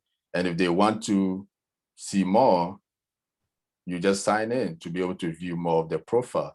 So this gives your employer and tells them a bit more about you. So with this, they'll be able to see that, okay, you know what? This is the candidate that we want. Let's invite him for an interview. That is one good thing about LinkedIn. And it's very popular in US. There are so many Ghanaians who are even, they are in Ghana, but they still have LinkedIn. Wherever you are, try as much as possible to have a LinkedIn. It's a good place for networking. And you could search for jobs there as well. And try as much as possible, set your profile very nice and make it attractive for viewers, because so many recruiters go there to be able to look into. And one good thing, like I just demonstrated, one good thing is that once they type in your name on Google, your LinkedIn profile will appear. So it makes you verifiable and it makes you easier to search. You don't want an employer to wanting to hire you and they don't even have anything to look for you. They don't need to go to Facebook to even know that, oh, you are existing in the world. Excuse my language. Show them somewhere that you are more professional in that regard. Now, if you are interested again in relocating outside, Another strong way is to do that through scholarship. I know many of you in China, you had the scholarship to get in China. Some of you have been lucky maybe on Ghanaian scholarship, others on different scholarship and all that. You could do that through Advanced Africa. This is a scholarship site that has a lot of scholarship opportunity for African students. Wherever you are, you could get scholarship. Let me show you that site too. You could always go there to be able to, hold on.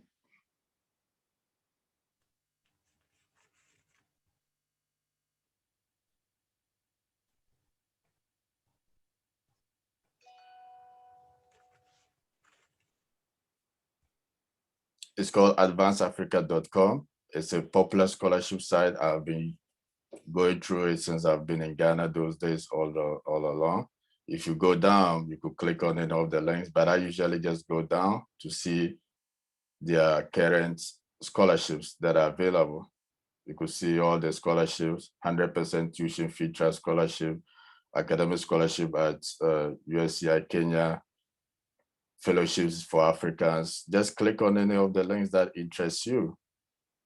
Adelaide Graduate Free Scholarship, the University of Adelaide, doctoral scholarship. They have so many scholarships, almost all scholarships around the world that are advertised are usually posted by the advancedafrica.com. Nursing, even if you're looking for grants, you have your organization in Africa. Like I said, if you decide to be creative to form your think tank and you're looking for grants, you could go through here. Scholarship grants, you'll be able to find all of them for you to get through. So these are all resources that I just provided. And like I said, I'll make the slide available after the lecture to Ms. Gloria, then you'll be able to. Zachariah, raise the hand. Yes, please. Okay. I'm sorry, I joined late, so I don't know. You might have spoken about what I'm going to ask, but I just want to find out. I saw a scholarship opportunity for master's degree, but then I'm just about graduating from UDS. I'm in my final year now, and then I wanted to know if I'm going to apply for such a scholarship now that I'm not done with school, and then I want to apply for that. Can I apply in a way, and then after I graduate, I can now add my certificate, or I can't do that until I complete and then have my certificates before I can now apply for such? So it depends on the school in particular. Many schools, they want to see your full transcript showing that you have completed the school. You get it? So find out from the school that you are applying to, the school that is offering you the scholarship opportunity. You could also send them an email directly to explain to them. So let's say we are in February. We are in February. If the school season is to start in September, and by September you will be finishing school too, that means that if by then your degree will be out, you could still start. So you could talk to the school, send them that email, let them know your position. They could deal with the transcript that you have currently.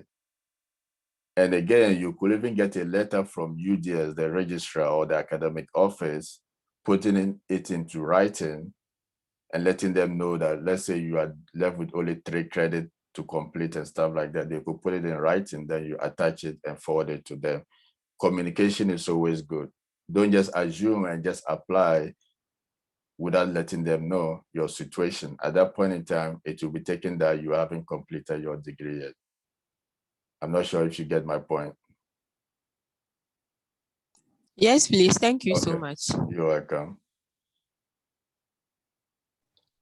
Now, the good thing is that you could always change career.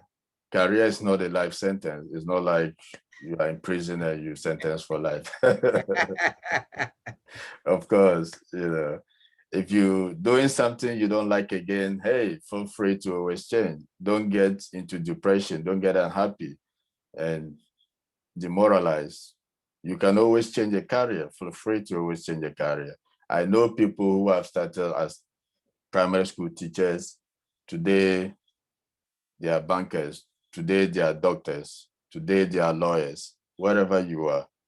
In fact, I met him one time during one of the campaign trails in Ghana during December for the election. There was a rally at Tolong, is one of the villages. He came there and we greeted each other. When you follow him, he's now a doctor, medical doctor, Dr. Seydou Fita. When he tells you his story, he started as a cleaner or something like that at the Tamil Teaching Hospital. That was his career, but he graduated into a medical doctor. You could always change your career. I bring all this interesting stuff to motivate all of us that whatever you're doing, always have hope. The ambition will drive you. Always be ready to learn new skills in most cases, because if you want to change a career, you must be ready to push yourself. You must be ready to learn some of these skills. And you must be an active learner, because once you're an active learner, then you can easily pick up new skills and switch career. But if you are the type who's just so laid back, then it becomes very hard for you to change a career. So always try new things. The data science stuff is a new hotspot. Data analysis research, like my brother said, anywhere at all, you'll be able to do data. Business analysts, you'll be able to do it. You know, you'll be able to analyze social media reports day in, day out. My fiancée currently, that is what she does. She hasn't even graduated with a master's, but she's already working in the data field. Sometimes I'm amazed the way she does it. She'll be able to pull all data from the organization, social media, from Facebook, from what's the name, YouTube, Twitter, wherever, and do all the analysis. Every organization, you have to work with data. You just have to know computer. I know some of us are like, hey, it's very hard to learn the computer, but without an Excel, without these basics, you wouldn't be able to survive in this current changing trend. Just do it, and you'll be able to get through. So I'll just conclude by saying that always make sure you put a good career, or you pick a good career, because it's a way out of poverty for yourself and for your family. Let's be realistic. I mean, nobody wants to be poor forever. That is why we are all struggling with whatever that we are doing to be able to get ourselves and our families out of poverty. But before you make the career choice, identify whether your career choice requires a mandatory training or not. If it requires a mandatory training, then follow that route. If it doesn't require mandatory training, then that is fair enough for you. So make that distinction and know what you are going into. Also, you have to choose a career that gives you a self-fulfillment. Don't kill yourself over something you don't like. If something is not worth it, just stop it. Try to learn something for yourself and move on into that, because a bad career, like I said from the beginning, it could lead to unhappiness and it could lead to depression. Exactly. It's like a bad wife. Yeah. No, a bad wife is better than a bad career. A bad wife is better than a bad career. I like that part. Exactly. Because it's like, hey, career is like something that you decided that even if you are doing it for 6 months, right? It's like you deciding to do this particular thing for 6 months. So if you hate it, why do it? Simple. Don't make a bad career choice. And also employ networking. Like we were talking about, the social media, the friends, the family, that you're outdooring, that you go all the time, that weddings that you go all the time. They're all networking opportunities. Make those calls, make those contacts. Even if they don't pick your calls, keep trying. You might be amazed. Keep trying. This life, you have to be patient. You have to tolerate all forms of humiliations, but you just keep trying. Nobody ever made it in life with pride and arrogance. You can't. You have to keep trying, you know. Then always try as much as possible to be open and ready for new opportunities all the time. Believe me, even if they offer you an opportunity and you don't know how to do it, take it. Tell them you can, take it, and you will be able to do it. Don't ever refuse any opportunity. oh, you know, I would have loved to take this job, but I'm not good with this, blah, blah, blah, blah. Believe me, when you miss opportunity, you might never get it. Take the opportunity and you'll be surprised how you'll be able to learn up on it. And also, stop doubting yourself. Whatever your focus is on in life, be focused and you'll be able to do it. The more you doubt yourself, the more you give room for laziness, the more you give room for rest backs and all that, and setbacks and all that. So stop doubting yourself and know you could do anything. I am of the belief that you could be anything at all that you want to be in life, because there's something called destiny, but none of us knows what destiny is. God is not going to tell you, hey, I destine you for this, I destine you for that. You have to go for it. Exactly. I'm not sure if I'm making a point, but that is why I'll conclude this lecture. And thank you all for listening, and thank you all for joining us today. Thank you very much, Dr. Idrusu. Wow, what a fantastic. This is more than enlightening. And I know members have a lot of questions. We've learned a lot from this. And members, honorable members, we open the floor for Q&A. If you have any question, kindly raise your hand, then I'll give you the floor. Okay, Zachariah, please hold on. I know you already make your point. Made a point, okay. Yeah, let me give the room to somebody who has a question here, and then let's see. In fact, this is enlightening, more than we were anticipating and expecting. Please, can I go ahead? Okay. There's nobody right there, so just go ahead with your question. Okay, Zachariah, yeah. All right. Thank you so much for this opportunity. But I want to find out more about content creation, because I'm someone who likes to post about what I do on social media, and then all of that, and to talk about the program I'm studying in school. Sometimes I make posts about some of them, and then I don't know how far I can go with this. Content creation is a new development, or it's a new trend that is picking up in Ghana, in the sense that you have all these bloggers that are popping up right now that are able to make it through adverts. So it's all about making your page interesting and making your page entertaining for your followers. Remember, the people you have is what would drive organizations to you to advertise their product for them. So there's this new blog that just came up. I think, if I'm not, I don't want to be, but I think he completed UDS, and he's called Rashad, or is it Rashid? It's called GH Page. You could look into that. He just started, I think he completed either a master's or first degree, but he's not even working with it. He started the blog. So you have to create an online platform or an online page on Facebook. So what they do is that they usually create a Facebook page, gather the followers, post interesting stuff to attract followers. Once people follow it, then they create like an online, a website, and share the stories on their page as well to motivate readers to popularize the pages more. They try as much as possible to get in contact with some of these celebrities to interview them and get them on their shows and all that. And in the shows, they usually put the advertisements and all that. Even Kweku Manu is also doing something similar, interviewing celebrities, interviewing people on his show. What's the name? Kofi TV is doing something similar on Facebook. So whether you're doing it on Facebook, whether you're doing it on Instagram, just know where you do it. What's the name? Amiyah, is it Amiyah Deborah or something like that? You're also doing it. GhanaCelebrities.com, is it Chris Vincent or all that? They're all doing it. So just create a page in your name or your blog name, whatever you want to call it. Get interesting topics that you know readers will be interested in.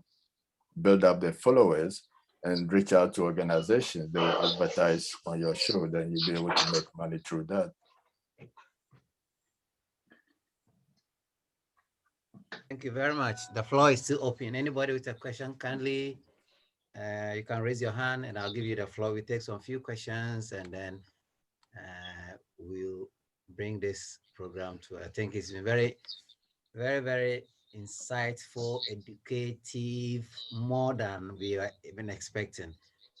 Thank you. I like something he said. He said that look for a career that is self-fulfilling. I think that self-fulfilling is the most important than the self-fulfilling. You feel that, yeah, you have the joy, you know. The people who go to work, they don't want to go back home because they feel fulfilled Exactly. in the work that they are doing.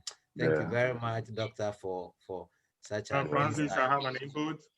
Please go ahead. Please go ahead, Brother Raymond. Okay, thank you so much, Dr. Idrisu.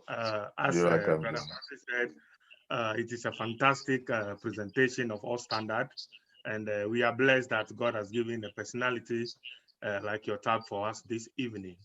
Actually, first of all, I have two inputs. The first one is based on the question our sister asked from UDS as to about applying to a university where she's still in school.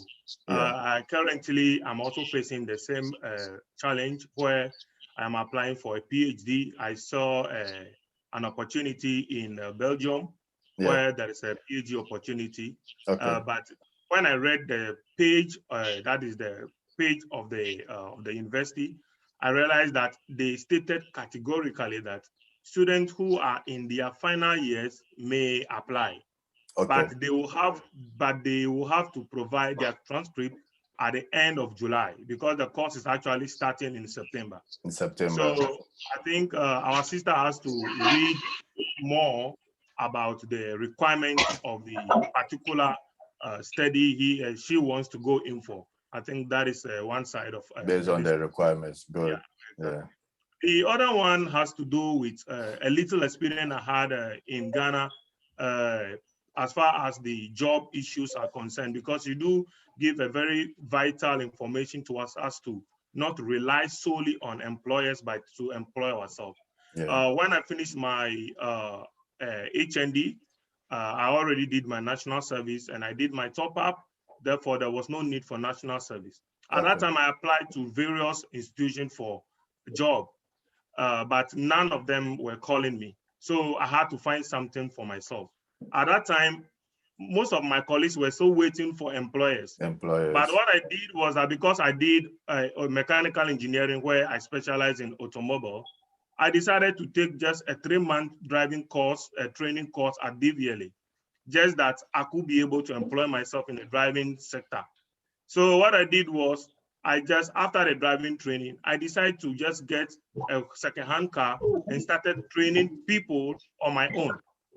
Though I was a first-class student from my school, which I had an award, I didn't let that get into me because I needed to do something. I applied for scholarship. I applied to China at that time, but I needed to get something. If the scholarship didn't come, I still have to look for a job. So I did that, and fortunately for me, that excelled very well. And I got to know a lot of people at the ministry because bankers were calling me because it was a weekend thing I was doing. Bankers don't have time. If I were to be in Ghana till now my network would have expanded. But because of my scholarship, which I know this career is also important to me, I left that. Even in China now, people are still calling me and they say they are waiting for me. So it's like sometimes doing something, like not looking at your certificate, by doing something that you like, I think is also part of the fulfillment, as you said. And I think that we thank you so much for this presentation, and may Allah and God richly bless you. Thank you. Thank you. Yeah, I think Johnson has the hand up too. Somebody said, "Get up and do something good for yourself. Can't wait for no man." Mr. Johnson, Beijing president, please. The floor is yours with your question. Right. Thank you very much, Doctor. Tonight, insightful. I've learned a lot from you. Thank you.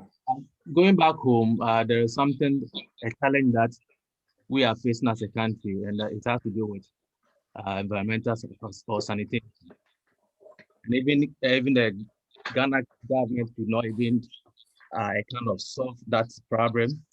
And some ministers as well also try to solve it. But as we speak now, it still remains a challenge. Now, you spoke about volunteerism. Going forward, maybe, for instance, you have your job doing, or you don't have any job doing. And Ghana, you know, is very large country. You want to start. You want to start from somewhere.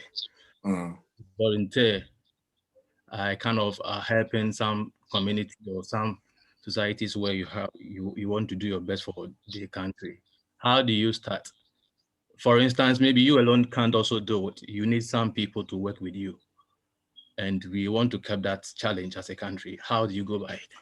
Well, for the sanitation side, it's just been a big challenge for the whole nation, even with the presence of Zoom Lion, right, which gets government contracts, if I'm not mistaken, but still it's not able to cover the entire country. So with something like this, it's not even to volunteer, it's something that you could initiate and still make money through that. Remember from the beginning, I said a career is not just wearing suits and sitting in an office. Sometimes you have to get dirty just to be able to do something. So for example, with something like this, if you're able to even get, assuming 1,000 Ghana cities, get a tricycle for people to go shop to shop within the market to collect garbage from people with a fee levied on each person. I'm very sure people will be interested to give you their, for you to take their garbage and they pay you. I'm not sure if you're following. I'm following. Even if you yourself don't want to ride a tricycle to collect the garbage, you could employ people, 1 or 2 tricycles in a market. By the time you see with the 1 or 2 could turn into 3 or 4, 5 or 6. And one thing is that you don't always look at, hey, how do I solve the entire problem? How do I start from the specific? So I'm in Accra. Okay, how do I start from one market in Accra? Or how do I start from my area corner? How do I start from house to house? Let me drive it to this house. Tell them I'll take their garbage for free at this price. Do that. Knock on doors and see if you wouldn't get customers to start doing that. Are you following? So this is not something that you even volunteer to take the garbage for free. You could actually form a business idea through that. Because there are so many areas, or there are even so many people who are waiting to be able to just pay for their garbage to be taken. Because sometimes even to throw garbage away is a problem. You don't know where to throw it away. But I think because of our mentality, like I always say, we don't look at it as a job area because it doesn't involve wearing suit and tie. Nobody with a degree, a first degree or a master's will want to go and be taking sanitation. But if you follow the story of how Zoom Lion started, you'll be amazed. Some of us know the story. We were told the story. You'll be amazed how it started. That is it, the initiative, the self-initiative. But today, Zoom Lion employs people. And if I'm not mistaken, it is like the only sanitation company in Ghana right now. I'm not sure of any other. No competitor has come up yet.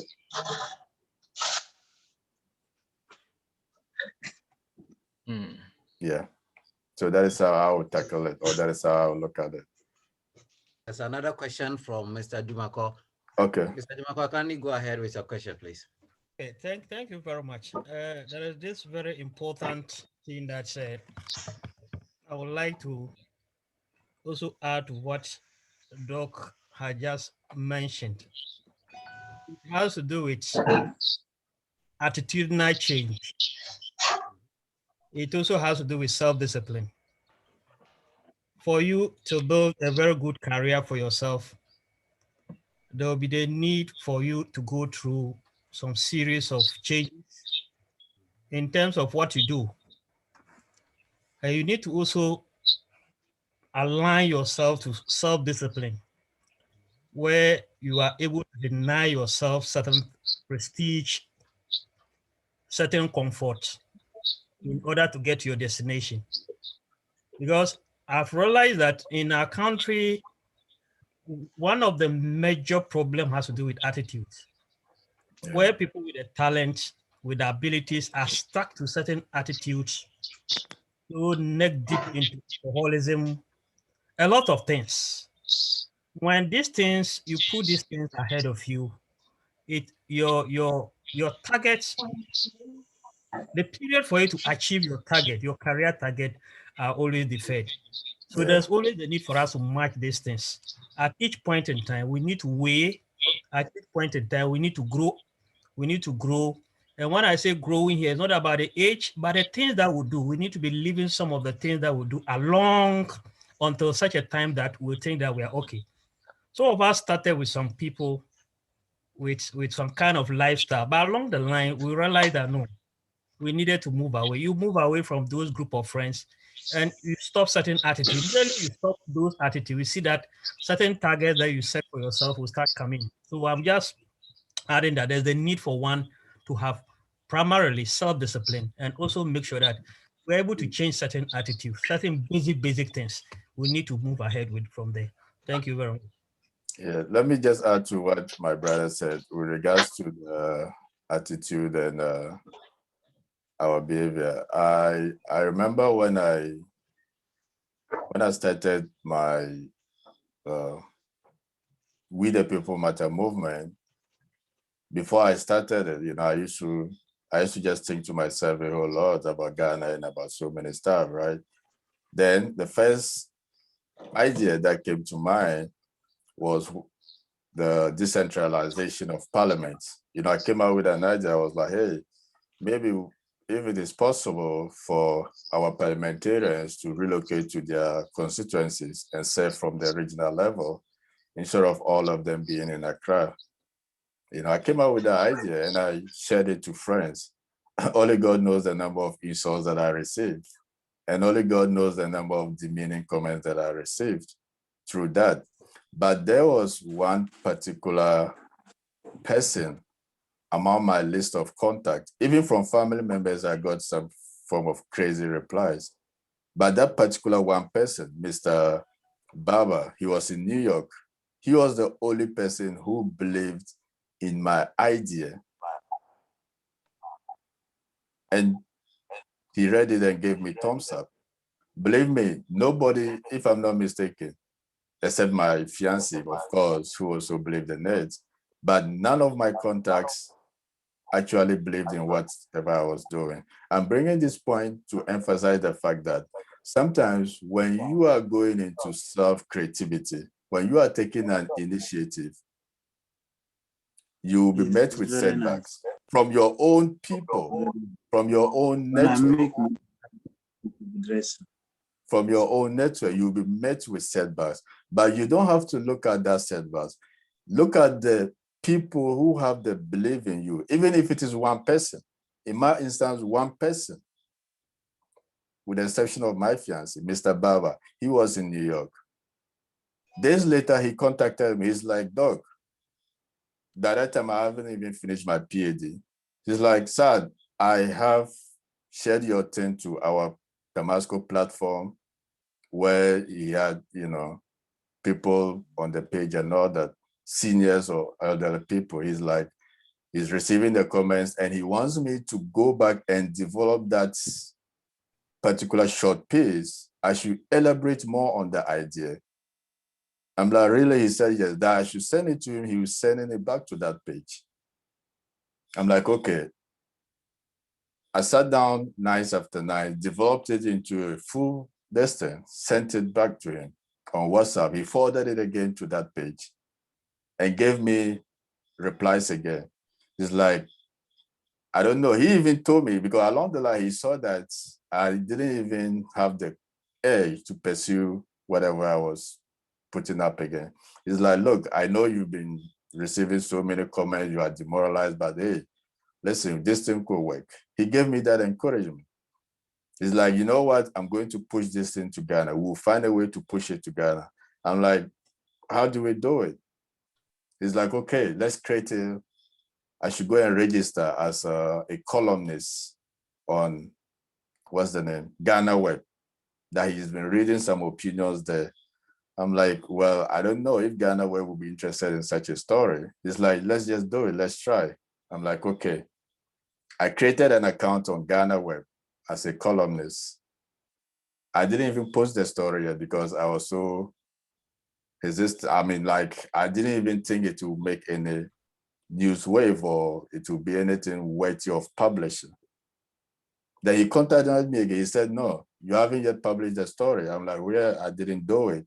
He's like, okay, that he has another friend in Ghana, or is it a brother in Ghana, Mr. Razak, that he said I should send him the story too, that he works with one of the media stations. And I sent the story to Razak, and the rest is history. Before we realized it, it was all over the newspapers. Those who insulted me previously, or those who gave me those negative comments, I even exchanged comments with a friend to the point that he was attacking my personality, and we got into a little argument and a little friction. They were all now shocked that the story even made it to Ghana Web, not as an opinion, but as a major news story, made it to so many newspapers in Ghana as a major news story. You get it? And it didn't just stop there. Since then, the whole idea of We the People Matter movement came into being. Together with Mr. Baba, we came out with that name. And stories upon stories upon stories have been making it to the Ghanaian airwaves, with radio interviews after radio interviews, TV interviews after TV interviews, and all that. Within your circle, people will not believe in you. It doesn't matter. Even sometimes, even if there's not even one person who believes in you, still pursue whatever you pursue in. As long as it is good for you, as long as it is good for whatever you're doing, just pursue it. You will end up getting what that particular one person to believe in you, and you'll be good to go. And I'm bringing it again to emphasize that whatever that we are doing, we shouldn't just think that everybody will be agreeing with us. No, you meet those setbacks. That is life.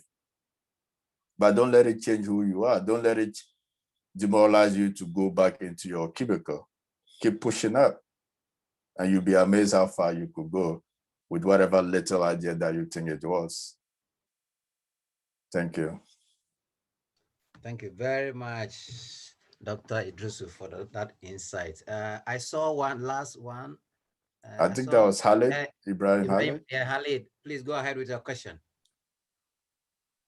All right. Thank you very kindly for the opportunity. Hello. Can hear you, Khalid. Go ahead. Yeah, I just want to thank Dr. Saad, Mr. Francisco C. We are sorry, and everyone who has joined. In fact, it's really impactful. If you look at my notebook, you feel like I'm preparing for my thesis. Thank you so much for the opportunity. And thanks to all those who have joined. I invited a lot of people and they joined. I'm really thankful for the opportunity and everything. Very beautiful. Thank you very kindly. Thank you. Beautiful. You're welcome. We are most grateful to have you. This is what NUGS seeks to achieve: educate our members, give them new knowledge as far as our studies here and our lives is concerned. I think there's no more questions, so I'll invite Honorable Francisca to give us his closing remarks. Honorable, the floor is yours. Anybody, aside just a question, if anybody has anything to say, I mean, contribution or... Your contact be made available to some of us who want to contact you. No problem, no problem. Miss Gloria, I will definitely forward things to. Yeah, I think Mr. Andani also raised his hand. Mr. Andani has raised his hand. Honorable Francisca, please hold on for me. We come back to you, please. Mr. Andani, please go ahead. Can you guys hear me? Yeah, we can hear you perfectly. Yes. Okay, so normally I don't really speak when my top boss is speaking, like Dr. Saad. You are the boss. He's the boss. He's the boss. Okay. Yeah. You are all boss. You are the boss. Our traditions. We have two bosses. Yeah. Our traditions, when you have your boss on the floor, yeah, I mean, you have to bow down and let them speak. Okay. I think it's been a very wonderful encounter with everybody on the platform today. And I mean, such a brilliant presentation from Dr. Saad. Thank you. Just from my end, there are a few things that I'd like to qualify based on the presentation that Dr. Saad made today. So the first thing I would like to qualify was from the beginning when Dr. Saad started talking about, I mean, before you choose a career, you need to, first of all, identify yourself, your personal ambition, because your ambition is your driver. You don't necessarily have to wait until you finish your degree, whatever, before you start thinking of a job. I mean, as a person, you already know why you are doing a particular course. If you're into economics or accounting or whatever course that you do, you already know where you want to go after that. So from that point, you need to start to think about the industry and you as a person. And that's what I like to qualify to be called self-awareness. That's the key point here, self-awareness, because that's when, I mean, if you do something that you don't like, you become dissatisfied and happy, all that builds into self-awareness. So you need to know yourself as a person to start with. I mean, having understood yourself and then looking ahead in terms of what you like to do, that's when you drive into the labor market. And that was the second point Dr. Saad made. That was the labor market. I mean, talking about the private sector, the public sector, and then perhaps self-employment. I mean, also called freelancing in these days. You can be a freelancer. So these were the things. And within the labor market, there are two key things. That is the employer and the employee. And what are the dynamics? What are employers looking for? That is the questions that should be running through your mind. And you becoming an employer, what do you need to provide? I mean, for employers to be looking up to you, because there are several candidates who equally have the qualification that, I mean, you are coming to present. So as an employee seeking the validation from an employer, what things do you need to present? I mean, to be the hot star for the employer to, I mean, engage you to start with. See, so these are all things that should be running through your own mind whilst you are still even in school. You don't have to wait until you finish. And one way you could do that whilst you are still in school is to get a mentor. Mentorship, I think Dr. Saad didn't mention that, but it also plays a role in terms of, I mean, developing a very good career right from the beginning. Because if you don't do that, you end up wasting so much time, I mean, of your personal life. So you need a mentor in any industry that you feel you have an interest in. So whilst you are in school, I mean, every now and then you could engage the mentor, I mean, asking about what personal qualities you need to develop to be able to, I mean, get an easy access, I mean, getting your foot into the door of that particular industry that you are aspiring, I mean, to develop a career in. You know that Ghana and abroad are very distinct, they're different. Abroad, employers are looking for experience. In Ghana, it's about certificate, it's about qualification. I mean, just to give you a story, I know somebody personally who graduated from Ghana, I mean, first class, went to the UK first class, got a job in the UK, I mean, a very reputable organization. But within 3 months, the person was sacked. Even with this brilliant certificate and all that, he was sacked. Why? Because in Ghana, we are more focused on theory instead of practicals. The practicals. I mean, you are brilliant in terms of the theoretical aspect of things, but when it comes into putting it into perspective or deliverables, it becomes a huge challenge.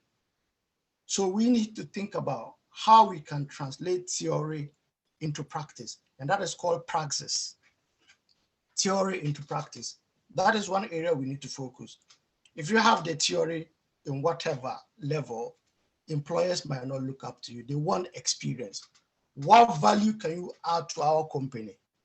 That is what they are looking for. Not your first class, not your grade A's and whatever. Those things, once you leave school, that's the end of it.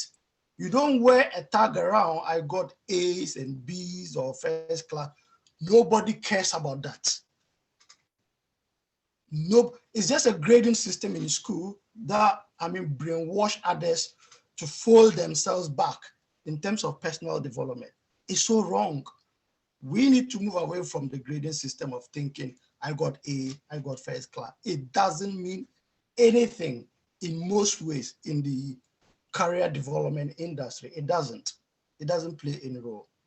It might get you into certain high-level standard jobs, but it doesn't at all. For example, in my experience so far, almost all the industry that I've worked in, I've worked in the national health sector, I've worked in defense operations in top levels. The last project that I held under my capacity was around 1.8 billion pounds. Such a huge task, right? How did I do this? It was through developing the practical knowledge instead of focusing on certificate, whatever. Even though I've got several chartered qualifications, which nobody will even know because it's not a pride to me. But most Ghanaians focus on the pride side of things. I've got such and such degrees. It doesn't make sense. It doesn't mean anything. You see, you might have all this qualification, but you are wallowing in poverty. And that's not what you want. You want to be able to become an achiever on a higher level, regardless whether you have A, B, C, D qualifications or not. You just need to develop the practical mindset based on the industry that you want to develop along. So these are some of the things that I wanted to point out. And then the third thing, based on Dr. Saad's presentation, was the remuneration systems or reward. And this becomes the influencing factors. You are looking for, I want to be in a 6-figure salary or 7-figure salary, whatever. You need to start from somewhere. You need to start from the beginning. You can't just finish and expect to be rocking shoulders with somebody who has been in the industry 8 years, 10 years, and you want to be in the same salary bracket. It doesn't happen that way. So you need to start somewhere, slowly, and build up, build the experience, build the practical knowledge. Let's stop wasting our time getting big qualification and titles and what. Those are nonsense. They don't really make sense to a lot of people. Yeah, I think yeah. When I was doing my master's degree, look, my personal project supervisor, each time I go to his office, I like to call him doctor. He was like, hey, just call me, just call his name, Nelson. Yeah. I used to call him Dr. Nelson. He said, no, just call me Nelson. It's okay. Simplicity. Just call him Nelson. But here we want to call each other big names, honorable this, director this, manager that. At the end of the day, what is your level of productivity? What value can you add? That's the important part. So when we look at the remuneration, it comes with experience. Ask yourself, why would you get up and dress 5 o'clock in the morning, go and sit in the office from 8 o'clock in the morning till 5, and at the end of the month, you are paid less than somebody, who is your top boss? Why is your boss getting paid more? Because your boss is adding more value. So it's about value adding, not certificates. And the value adding comes with experience in the industry that you are working with. So let's focus on career-based, like experience-based careers instead of qualification, like certificates-based thinking. I need to get 2 degrees, 3 degrees. All those things are nonsense. Trust me, they're nonsense. They're just like things that, like coming from the colonial or slavery mindset, we need titles to make us feel we are valued, like we are valued in society. Everybody wants to be called a chief. Everybody needs some form of title. But the productivity level is very, very, very low. Very low when it comes to productivity. Output is very low. But you see people rocking in suit and big names and all that. They're struggling. Look, another story. A member of parliament in Ghana went for a foreign meeting outside Ghana. Can you imagine a member of parliament? He has never used an email. He went to, after the meeting, they asked that people should share their emails so that they'll share the slides and the minutes of the meeting. He then called somebody in Ghana, asking how much it would cost to open an email. Oh my goodness. God have mercy. This is crazy. God have mercy on that MP. Open an email. He was calling somebody in Ghana to open an email. How much will it cost? But there's somebody we call honorable, probably a doctor or some big title somewhere. $1 million. So it's about developing a practical mindset that will lead to a productive, outcomes and help us go further in life. See? So these are some of the things. The other thing I wanted to point out during Saad's presentation is where to look. Where do I get the job? Where to look? How do I get my foot into the first door? And Saad said something that really touched my heart. He said, getting an opportunity, you have to swallow your pride. You really have to swallow your pride.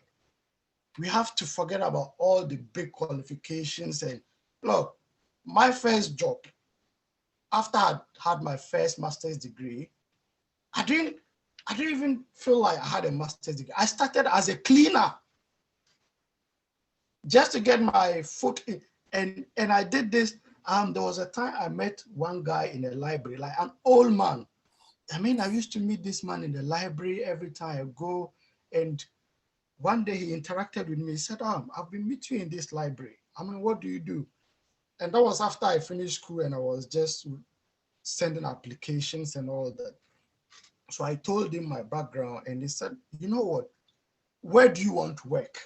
And I told him at that time I had interest to work in the National Health Services. And he said, even if it's a cleaner job in that particular company, go for it. It will open the door for you to meet new friends, meet new people, and you will be able to sell yourself better. And I did exactly that. I started as a cleaner, and then within 6 weeks, I had the opportunity to speak to, I met people, I spoke to people, I told them my background, and they started introducing me to people. Within 6 months, I became a full-time manager. Full-time manager. I still have a picture I took, and then I started going back to the library with the intention that I'll meet this old man and I'll give him some form of reward for that wonderful advice. So it was about my pride. I have a master's degree. Why should I go and do cleaning? But sometimes the best comes when you lower your gaze, when you lower your pride. Forget about, I have 2 masters, I have what and what. Start small and grow from that. Start small and grow from that. The last part I would like to touch on is, don't be afraid to try new things. There's something called transferable skills. You have a lot of skills you can transfer into other areas. Keep your options open. Don't try to keep yourself in a bottle. Have a wide mindset. Be willing to accept new challenges, which are outside your personal comfort zone. You see, that's how you can grow. So you have to be willing to open up to new ideas, open up to meeting new people, and through that, wonderful things will happen. Again, when you are looking into the future, like we have now. Nobody expected that a pandemic will happen. Now we have COVID, and life is pushed onto virtual networking platforms. You see, there are people who cannot even use the virtual platform effectively as we speak. And this is the time you need to be developing a new idea about how the future will look like. Because trust me, life is never going to go back to the way it used to be, even after COVID. Everything is going to be online. So you need to be, positioning yourself into the world of virtual engagement. So that is an area you should also be focusing to build some level of knowledge and skills and how to engage effectively online, because that's going to be the new world, new life. So that's a new area, technology. Everything is going by technology. There's automation. And people even look at human labor. Human labor is going to be less going forward. I remember my lecturer saying that a time will come in most industries, all they'll need is one person and a dog. And the dog role will be to provide security, and the man will be the one feeding the dog. Everything else is going to be robots inside. So technology, IT is becoming a big platform. We need IT skills along whatever qualification that we are building. I think, ladies and gentlemen, that is just the part that I wanted to add to my boss presentation today. Thank you so much. That was an eye-opener as well. Said, thank you. Don't be afraid to change your career. I remember when we were back in school, we used to call Dr. Saad accounting Jesus. Now he's into so, Jamie, it's a life. It's a life. Dr. Zugunu's friend. So don't be afraid to try new things. Don't be afraid to meet new people.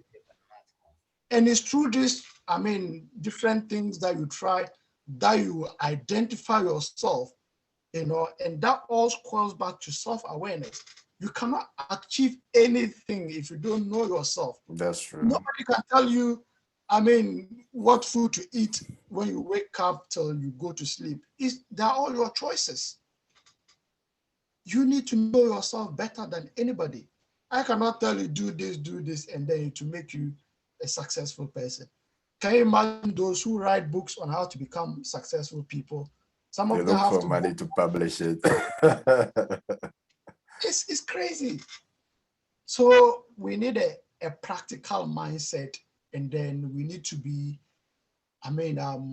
developing along how the world is also going, and that's the only way we can become successful. Thank you very much to you all. You're welcome. I have two questions. I just, go ahead, Mr. Francis. I just want to thank Mr. Ndeni for inputs, really insightful. It's like he's summarizing almost everything that you said for us, and we are learning much from this. Go ahead with your question. And yeah, I just saw, I just went to the comment section. I wasn't reading it. We have about 30 comments so far, or more than that. And I'm just seeing two questions there, or is it about three? One is saying from Mr. Wright, I created a video streaming site dedicated for streaming local movies. I find it difficult to get potential customers to know about it. What advice will you give, sir, about how to make such stuff popular? Well, to answer this, I'll first say that you have to be able to create like what's the name? Like a poster. You could just create like a flyer that is easily shareable on WhatsApp, that is easily shareable on Instagram and all the social medias. That is one fastest way that you'll be able to get your site popularized for people to be able to go and watch local movies. So just create a flyer with the site, just do some little bit of design on it. You can even hire anyone who is good with flyers to just create that flyer for you. Then make sure you share it to your friends on WhatsApp as well as Facebook.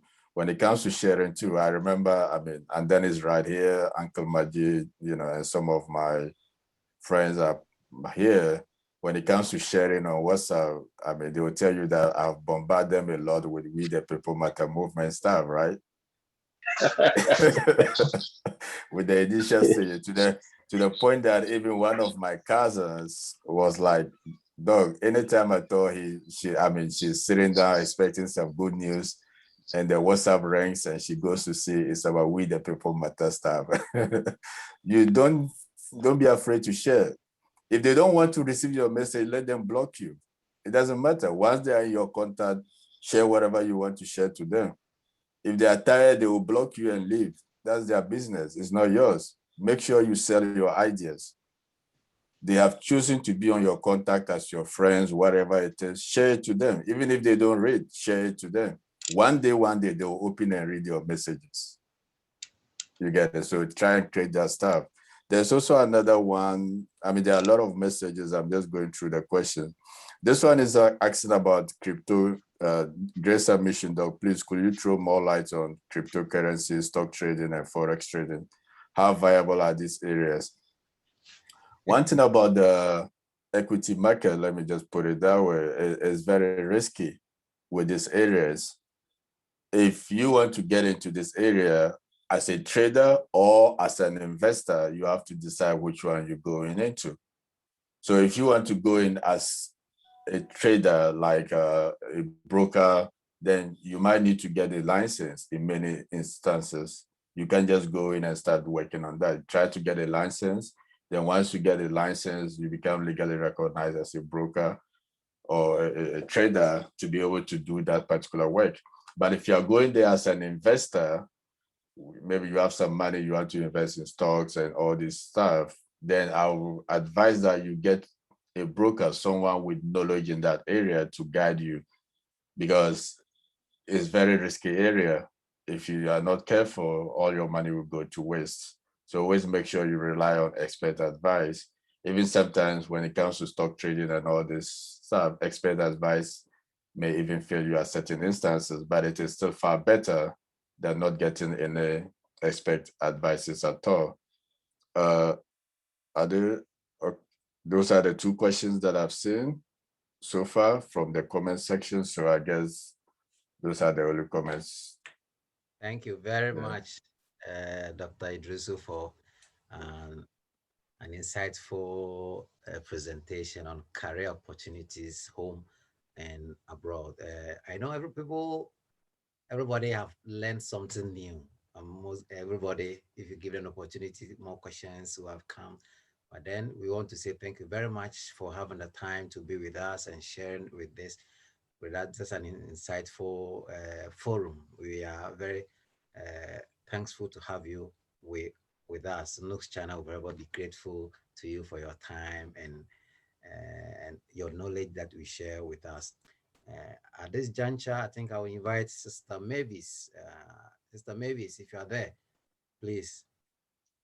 And also want to add the PPT. Francisca first, General Secretary. Okay.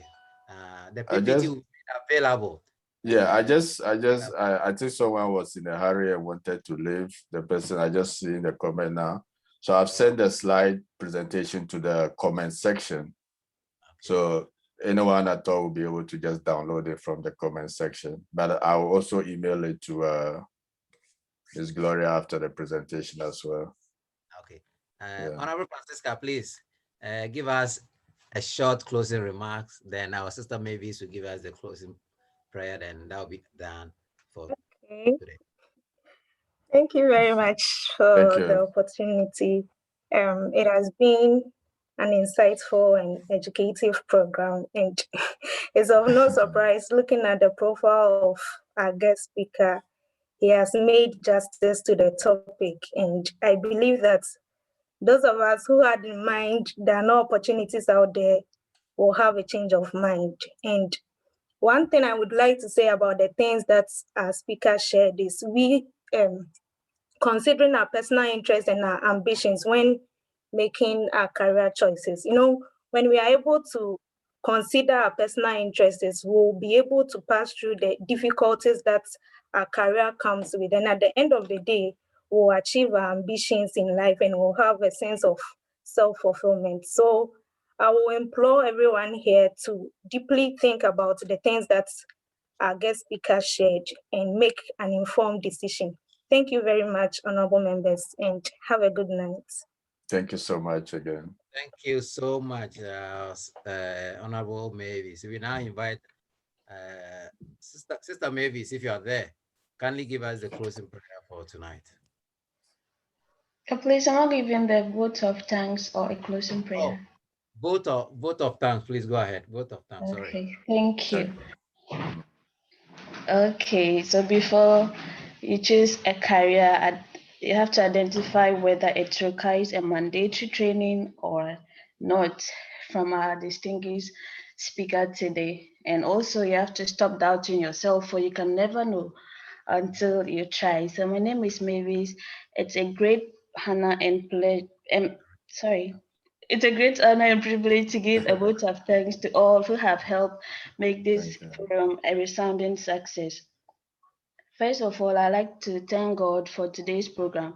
I would like to thank our distinguished speaker, Dr. Said Idrisu, for making an excellent presentation and making this program interesting. Your words and guides will greatly help us in choosing our careers after studies. Thank you, sir. We wish to have you on a regular basis.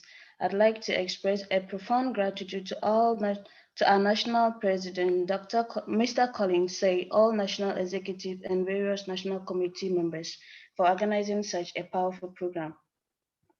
Much greater thanks goes to the National Academic Committee chaired by Ms. Gloria. I'd also like to thank various chapter presidents and their executives for a numerous support and presence here in this meeting. Finally, I thank all NUGS members who participated overwhelmingly and made today's program a success. Once again, I thank you all for taking away time from your tight schedules to be here today. Thank you, and God bless us all. Thank you. Thank you very much, Sister Maybe. We now invite our brother Eric Atakwenu to lead us in our closing prayer, because we started with a prayer. Honorable Eric, the floor is yours. Yes, please. Thank you very much.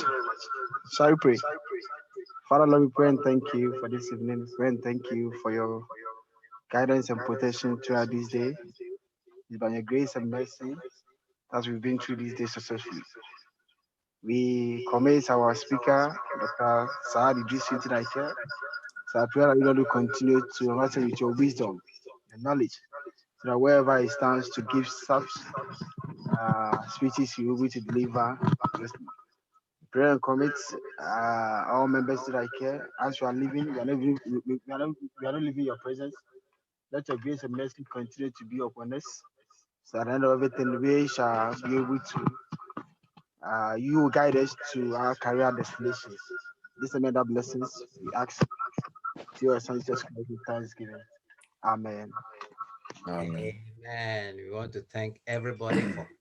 This is NUGS-CHINA, and NUGS-CHINA seek to serve the entire Ghanaian student. Yeah, we have somebody from Rwanda also join us, and this program, that's beautiful. Can be beneficial to everybody that matters, and our Africans are invited. And we know that NUGS-CHINA seek to serve and seek the welfare of its members. So we know that the next time we need doctor, we find him around to us. And we want to say, in China, we say "shishie," it means thank you. Thank you. And thank you to all attendees. Thank you, everyone. Our greetings to Biden and his team. No problem. No problem. You all have a nice day. Because I guess you guys are going to bed now. So yeah, we are starting our day here now. Yeah, we are ending. Thank you. Thank you very much. Thank you everyone for attending.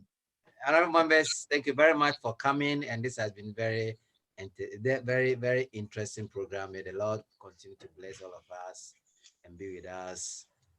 Good night, everybody. Okay. Thank you, Doc. Thank you, Doc. We'll talk about it. Good night. No problem. Thank you so much. Thank you, everyone. Have a Okay. Please, what about the PPT? The PPT is already on the chat box. Please check it there. You see it there. read in the chat box. Yes, you can download it right away. Can it please be sent again? I can't find it here. Can you please, because I was out and I came back again. Okay, I'll put it there for you right away. Okay, thank you very much. Please put it again.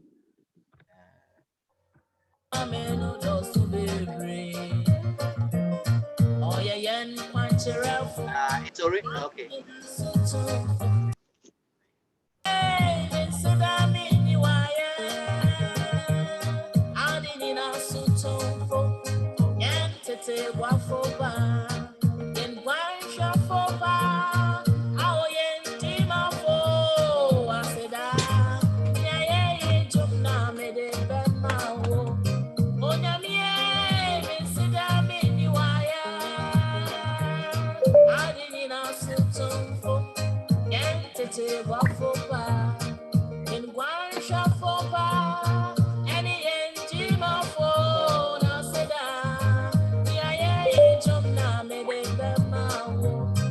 Yes.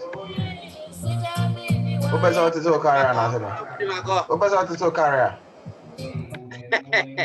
Oh, what's the career Oh, on your article? The PPT slide. I've sent it there. I've sent it already. Please, I've sent it to the chat already. I can't see it though. I can't see it. It's in a chat, Zoom chat. I just sent it a while ago. Are you there? Can you see it? And then, yeah, thank you very much. I've sent the PPT now. All right. Thank you very much.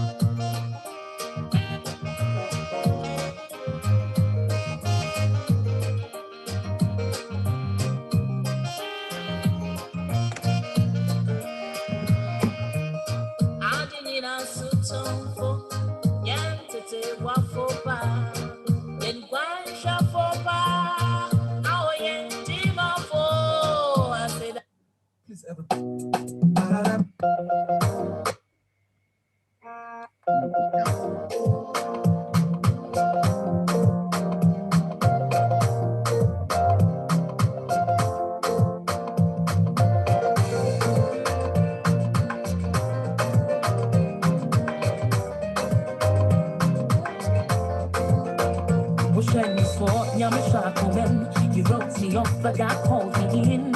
I may be down, so you say I'm a man. Meaning I'm a day. Or come me with me, so don't have. Or I'm bound to win. Empty shot, not shelly deal. Cause I'm a work in progress. Oh, yeah, me watch tomorrow. Oh, yeah, me watch tomorrow. No paribu. Meaning I'm a tea. Mary, I pay a casabana. And show me home, I won't fear. If I'm in preference, if I'm carrying me. That's a much I say, it's where I've been far. And show me home, I won't fear. If I'm in preference, if I'm carrying me. That's a much I say, it's where I've been far. I've been some shira, the money pay on the phone. Or bread you man, Febin come, or Sushira one, now where she round. The pet parents didn't say no. Say na sem, I'm in Kuani Dim. I didn't watch no pumpy. Ninja in the muda. Open the ponia of the phone back to sender. Hey, you tell me mono limited time for one or you don't say the word. Don't say. I'm coming with this road drum. Or Dimachi, I'm bound to win. Oh, yeah, me watch my home. Oh, bear me watch my one quarry moon. Meaning I'm a tinity. Maria, I can't and show me home, no, I won't be.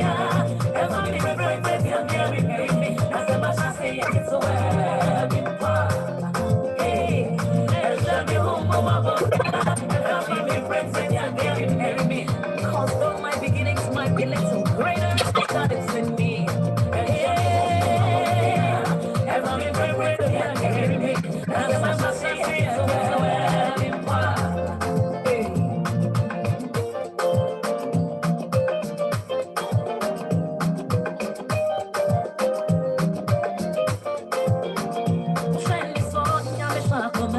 You wrote me off, but God called me in. I may be down, so you say I know me. Me name Yam Yam